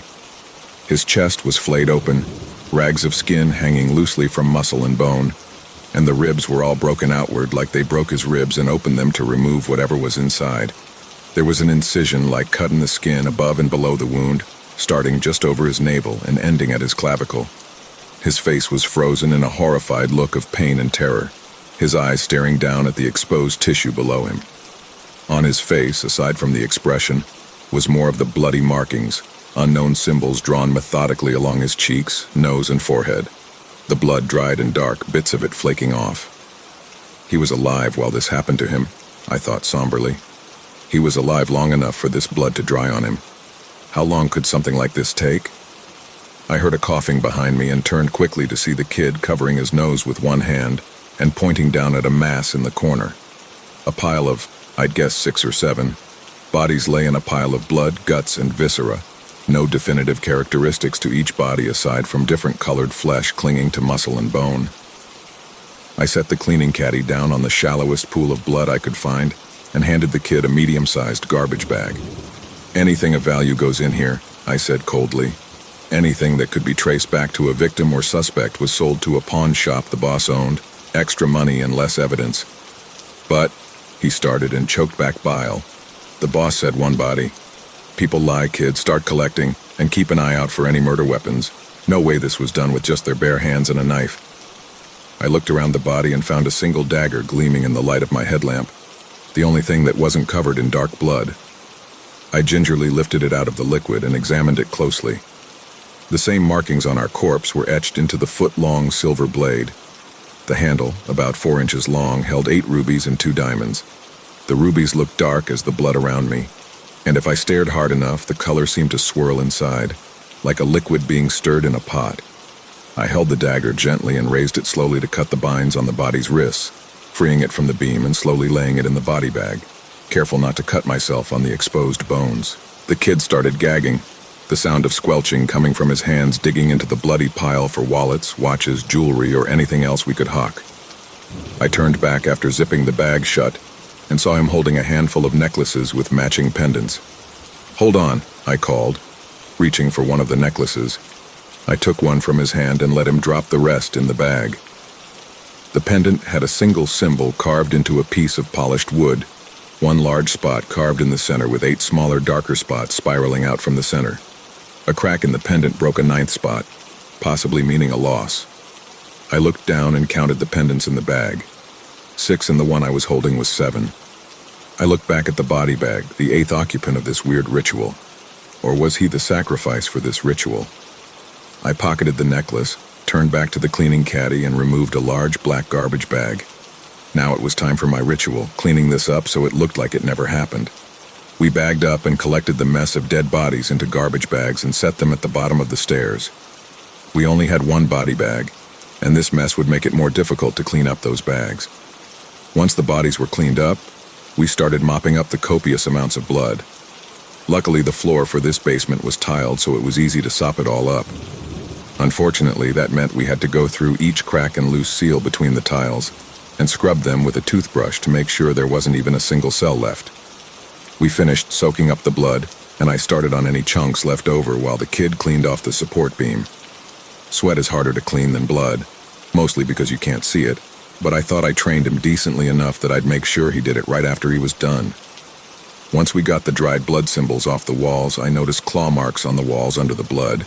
so maybe they were here before the blood was and decided to ignore it.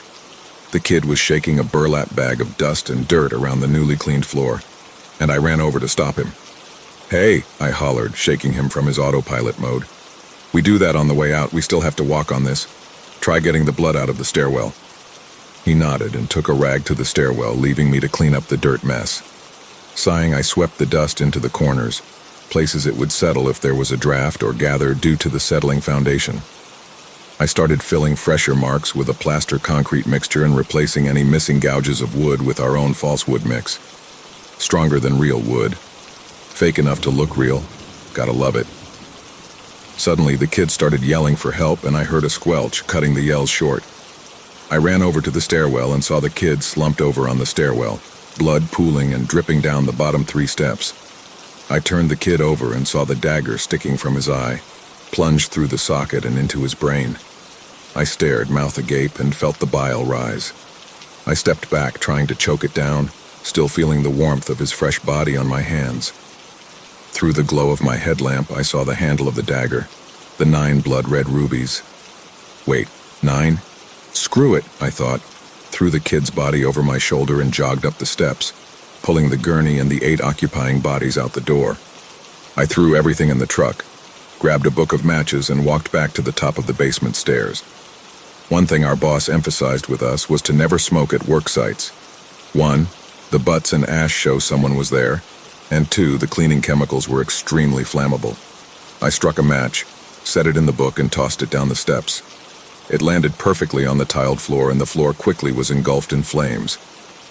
Since we're thorough, the walls and support beam would soon go up, so I ran out the building, set the door in the doorway, disregarding setting it properly in the frame, and saw a symbol graffitied on the door. It matched the symbol on the pendant slightly, but looked less clean, more scrawled on with spray paint. I whipped my phone out and took a picture before standing the door in the frame and sped away. Thankfully, our tires are specially made, so it looks like, well, no one was there, so no tire tracks. I sped back to the office, almost breaking speed limits but avoiding known speed traps, the whole way back. I slammed on the brake as soon as I made it in the garage and immediately vomited in a nearby trash can. "You okay, bruh?" a coworker asked. He was in charge of cleaning up inside the vans and changing and disposing of tires after every call. "Haven't seen you like this since your first day." "Haven't had to deal with that, even with my first day," I croaked, throwing a finger at the side door of the van. He rolled the door open and shouted, "Madre de Dios." I didn't even have to look to know he saw the kid's dead body draped over the gurney, dripping blood and feces on the floor. Or maybe it was laying on the floor in a pool of blood and feces. I was driving pretty fast and heard a few things fall and thump down while I was. I heard him call over the intercom for our boss to come down to the garage while the only female in the company, the one who made the coffee and cleaned the break room, walked me to a nearby sink to rinse my mouth out and wash my face. She stood with me, holding my shaking hands and keeping me close to a trash can in case there was more that came out, while we listened to the boss and the auto guy talk about what they saw. I heard another squelch and my stomach lurched, watching the boss pull the dagger from the kid's eye, the blade still a gleaming clean silver. He walked over to us and held the dagger up, displaying it to me. "Where did you find this?" he asked. Was that fear in his voice? "At the scene," I croaked out, trying not to look at the newest bloody ruby in the handle. "How many diamonds did it have when you found it?" "2. "No, how many diamonds?" He emphasized diamonds, enunciating each syllable. 8 rubies, 2 diamonds. I was sounding angrier, but I didn't like being treated like an idiot who couldn't count gems. He looked at the dagger and asked, "How many bodies? Including the kid?" "When you got there." "There was 1 on a beam and 6 or 7 in a pile in the corner." He looked back up at me, a look of utter terror on his usually stern face. "What happened to the building when you left? What happened?" "I burned it down. Something was in there. It attacked the kid, and there were these symbols everywhere." "Symbols?" His eyes went wide. "Like what?" I took my phone out and showed him the picture. This was on the door. It was the only one I got a picture of. I also found this. I took the pendant out of my pocket and held it out to him. He stared at the picture and took the pendant, analyzing it methodically. He then ran out of the garage with the pendant and the dagger, yelling over his shoulder, "Go home! You'll get a full day's pay!" He slammed the door behind him and disappeared from sight. We all watched, looked at the van with the new kid's body, then left the building without a single word between the three of us. The next day, the van was gone, along with the bodies from yesterday and any evidence I was at the call site yesterday. It was weird being on the other side of my own job. I ran into my boss and asked him about the van. "It's being cleaned," he replied quickly, slipping a pendant back in my hand with a slip of paper, and strode quickly to his office.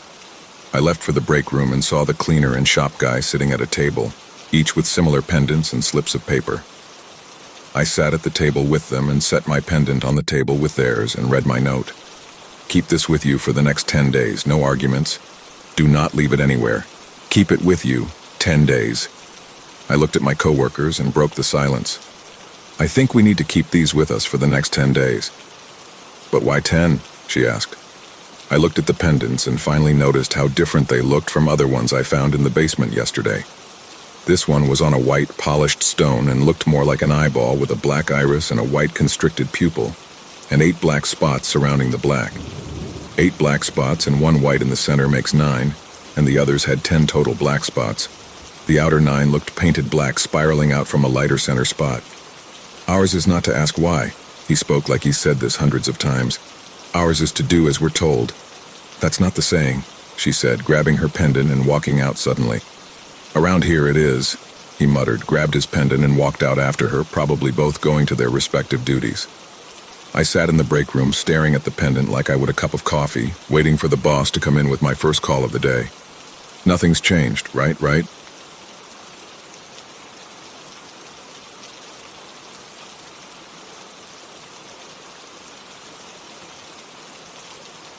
I'm tired. I don't know what to do. My mind is a smooth, thoughtless black sea unbathed in moonlight. My limbs are stiff and cold like a dead man's. My eyes are drowning in shadow.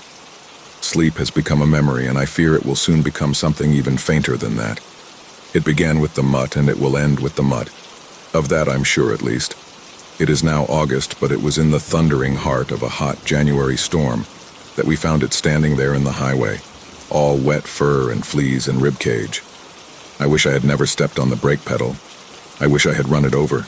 My kid's trauma be damned. Who am I kidding? It was always meant to find us. 1. The night we found it. Where we live, in southern Brazil, January is storm season, and every year flash floods and mudslides come ringing the bells of calamity to carry away a few poor souls. It is also summer holiday season for school children, and our kids were driving me and my wife insane. Our son Pedro had recently turned 10, whereas our daughter Julia will be 14 come October. We had been struggling with entertaining the kids, as this was their first school vacation after we moved from the capital to a small countryside town. It was a decision we made after the pandemic, partly to get away from the violence in the big city, but also to help heal a quarantine-induced mental breakdown, which landed me in a psychiatric hospital for 6 weeks. A story for another time. Though the house we bought is big and the land around it wild and expansive, full of wondrous discoveries and possibilities for adventure, our children are city-bred and have had a hard time adapting to the country life. So it was that we ended up driving over 100 kilometers to visit a traveling amusement park of questionable safety credentials, and after a long day of lines and rides in the sun, found ourselves on Highway BR 277 on our way back home. The children fast asleep on the back seat, me and my wife humming along to old punk rock classics to keep ourselves awake. It began to rain heavily and I was forced to slow down, annoyed, as there were still many kilometers to cover and my feet ached. The highway became a blur as my Corolla's wiper struggled to fight off the fat drops of rain that assaulted our windshield like a meteor shower. It was then that it appeared, suddenly and out of nowhere, as if it had just entered the world at that very moment, in that precise spot. Though I am 42 and in the worst shape of my life, my reflexes are still intact, and I slammed the brakes as soon as I saw that strange skeletal silhouette blocking our path. I was afraid we would aquaplane, but thankfully the car skidded to a halt. The headlights a mere 10 centimeters away from what I could now see was the gaunt outline of a malnourished stray dog. The children jolted awake. My wife gasped from the sudden fright. I began to honk, afraid a truck might come and slam behind us full force. But the beast refused to move. I backed away slowly and tried to drive around it, but the mutt moved to block our way like a toll house awaiting payment. Tired and angry and scared, I climbed out of the car into the rain and tried to push the thing with my own hands, but like a stubborn mule, weighing more than its slender frame had any right to weigh, it refused to budge. The wind was loud, and I could barely hear my wife calling my name and the children begging me to come back inside and just take the stray home with us. "We are not getting a fucking dog," I barked, knowing the rain would drown out my cursing. But try as I might, I could not get it to leave. Even when I managed to push it out of the road, it would strut back to stand in our way before I could make it back to the car. "God fucking damn it," I spat. "Dad, come back," my daughter cried, her plea amplified by thunder. "Let's just take it home. I'll help you find a shelter, I promise." Sighing, I gave up on battling the stubborn mutt. I wrapped my arms around its soaking wet torso and lifted it up in my arms. It was as light as a pile of crumpled newspaper, and it surrendered to my embrace as if that was what it wanted all along. The rain had soaked through my boots, and my steps made loud splashing sounds as I dragged the stray towards the car and shoved it in the trunk. I drove away as soon as I could. An hour and a half later, we were home. The first thing we did was give the mutt a bath, right after I took a long shower myself. We soon discovered it was a male, never neutered. Its fur, which at first seemed to be dark brown, began to acquire color as we washed the mud off it, becoming a sort of faded caramel gold speckled with thin splotches of brittle white hairs. The dog was so quiet it almost seemed dead, if not for the shallow breathing that visibly made its ribcage move. It was medium-sized, smaller than a boxer, bigger than a dachshund. It was thin, clearly malnourished, and seemed to be starving, and its eyes were moonlit silver. Cataracts, though it seemed to be able to see, as it occasionally followed my movements with its strange bestial gaze. After bathing it, we tried to get it as dry as possible, and gave it some rice mixed with minced beef, which the mutt refused to touch. It did drink a lot of water, though, and then proceeded to lie down by the large bed I share with my wife. The children, delighted to have a new pet, as their elderly cat barely provides entertainment these days, begged me to let it stay. Reluctantly, I agreed, if only so I could finally get some sleep, though I still planned to find a way to get rid of it first thing in the morning. As my wife and I climbed onto bed, the children kept squabbling over what to call it, deciding each to call it by a different name and see which the dog himself would choose. "His name is Corrigem," my daughter said. "No way," my son replied. "He's a Carlinhos if I ever saw one." To this day, no one has been able to land on a definitive name for the thing, but in my mind it has always been nothing more than the mutt. Later, when my wife was asleep, I took a Xanax from her purse and finally managed to doze off. I had no dreams that night. When morning came, the mutt was still there. And then all sorts of strangeness began. 2. The tragedy of our cat Bonito. The dog was, still is, except in dreams, eerily quiet. My son seemed to be fascinated with it. Even my daughter, the one who'd been having the hardest time adapting to our new life, looked a little more cheerful the morning after we found it. Pedro begged me to keep it a little while longer, and against my better judgment I agreed. I couldn't see what they saw in it. It is an ugly thing, sickly looking and strange-eyed. I didn't like looking at it. Its skin was too taut, its bones too sharp, its legs too long, like stilts. It is an eyesore. And it likes to stare. In the afternoon I let it outside and it immediately ran off into the woods. I was glad to see it go and kept hoping it wouldn't come back, but after a few hours it found its way back to our doorstep. I gave up on calling the shelter, at least for a while, as playing outside with the mutt seemed to be doing my boy some good. Every now and then he'd try to follow the stray into the woods, though he always seemed to lose track of it. The dog ate nothing I offered it. No meat, no expensive dog food. I finally decided to call a vet, who told me the mutt was indeed much thinner than he should be, but otherwise seemed perfectly healthy. "He may not be eating what you have to offer," the vet said, "but he's definitely eating something all right."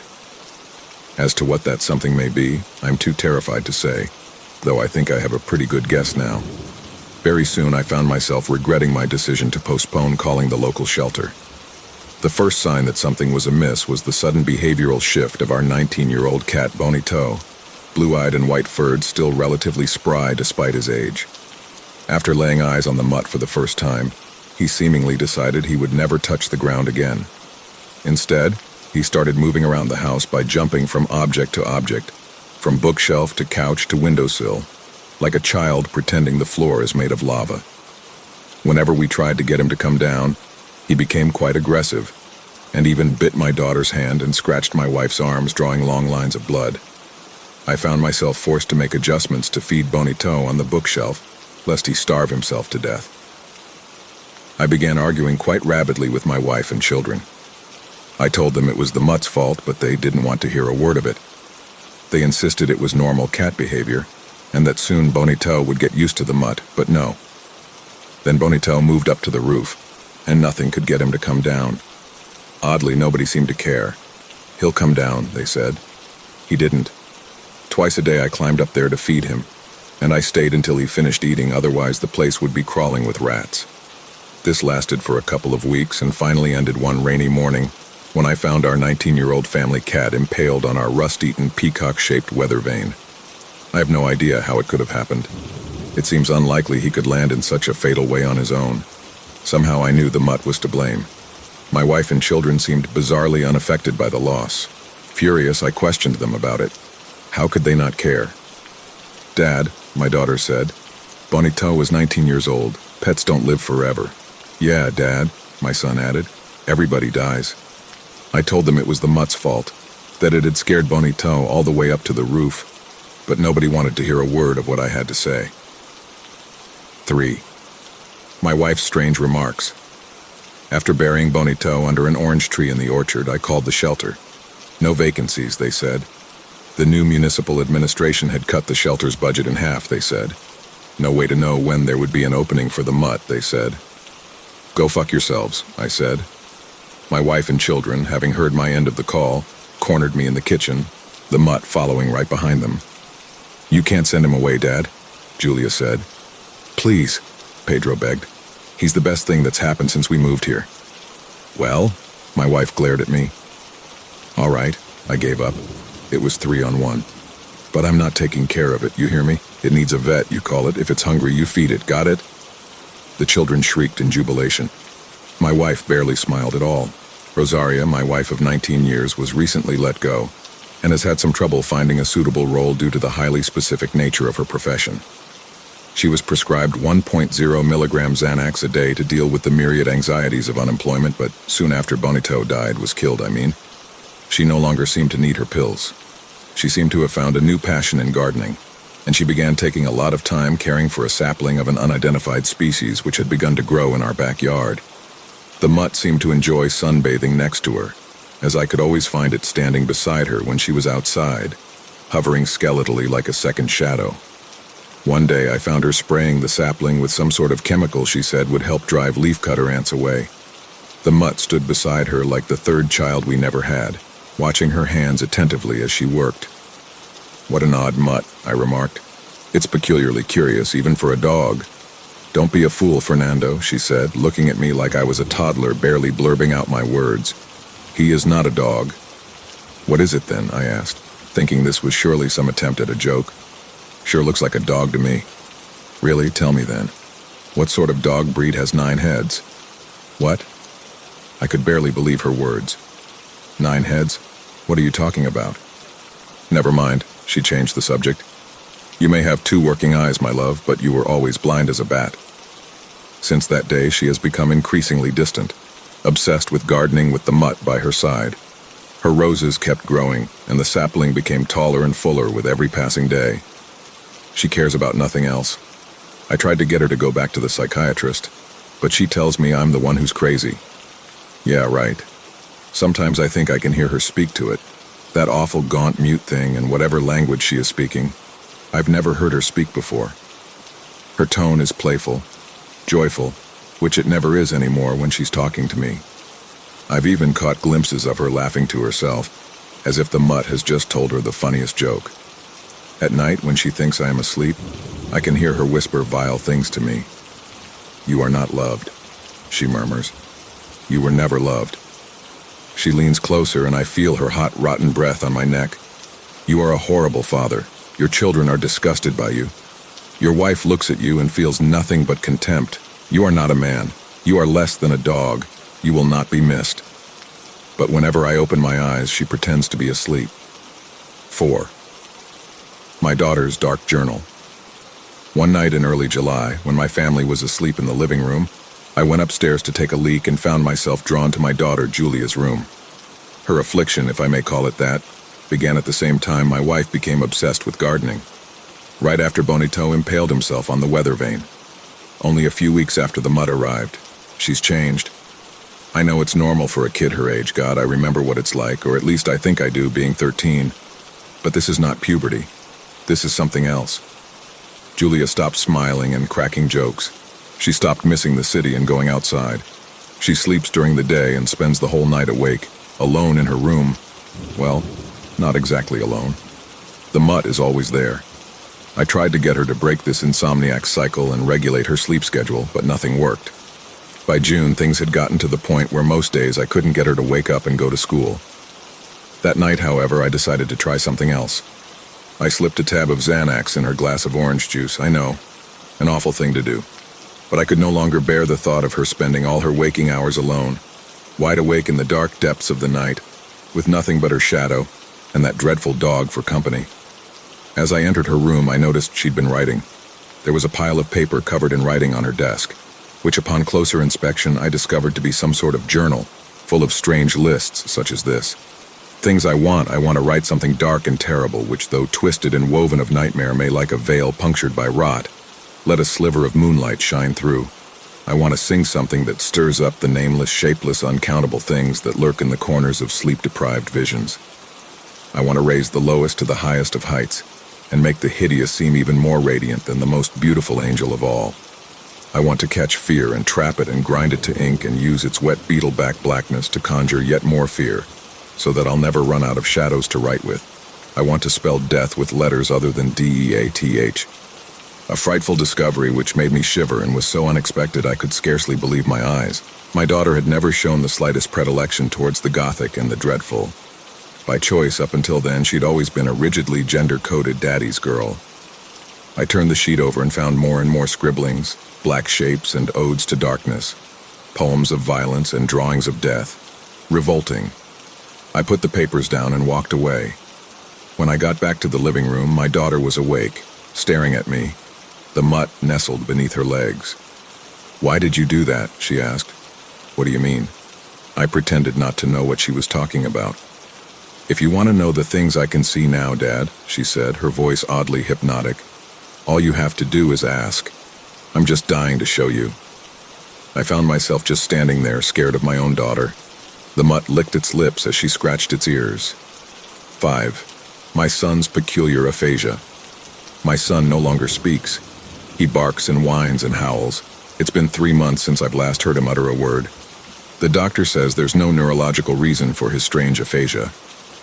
The source is most likely psychological, he says. A whole lot of good that does me.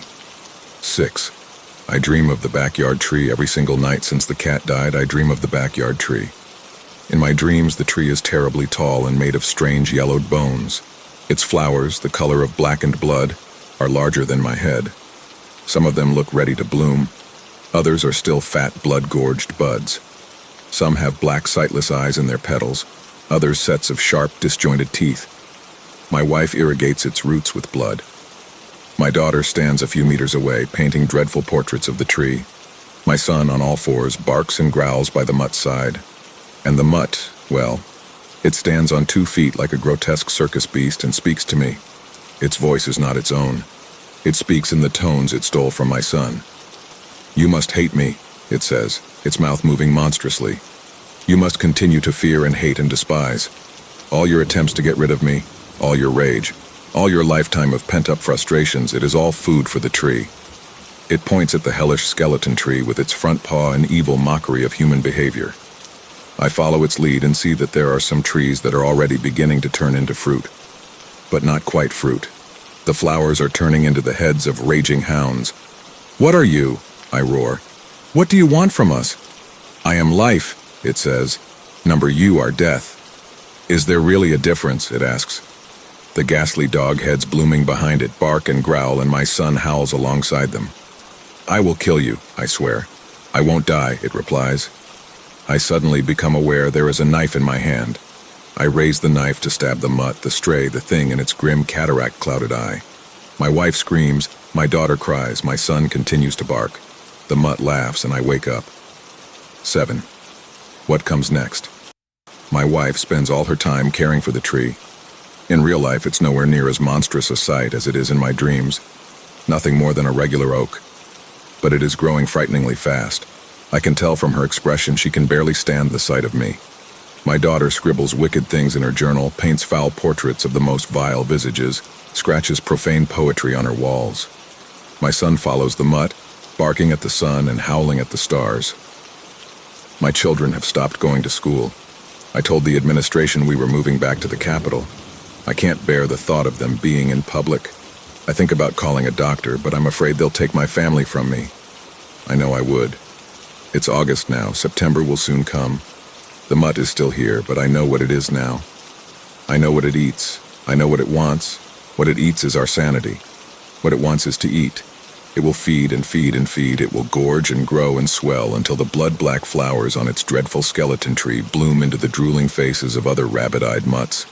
Until its terrible fruit gives birth to new, even more terrible things, to more of whatever it is, until one day its sinister offspring go out into the wild to find their own nesting grounds, their own minds to eat, their own corner of love to fill with putrescence and hate. I can't take this anymore. My mind is studded with holes, my emotions are scattered clippings of meat. My reason's been gnawed to bits. I took it to the shelter and it found its way back. I drove it 200 kilometers away and left it by the road, and still it came back. I put it in a bag filled with rocks and threw it in a pond. Still it came back. I'm thinking of taking an axe to its head, but I'm scared of what will come out the wound. Should I shoot it?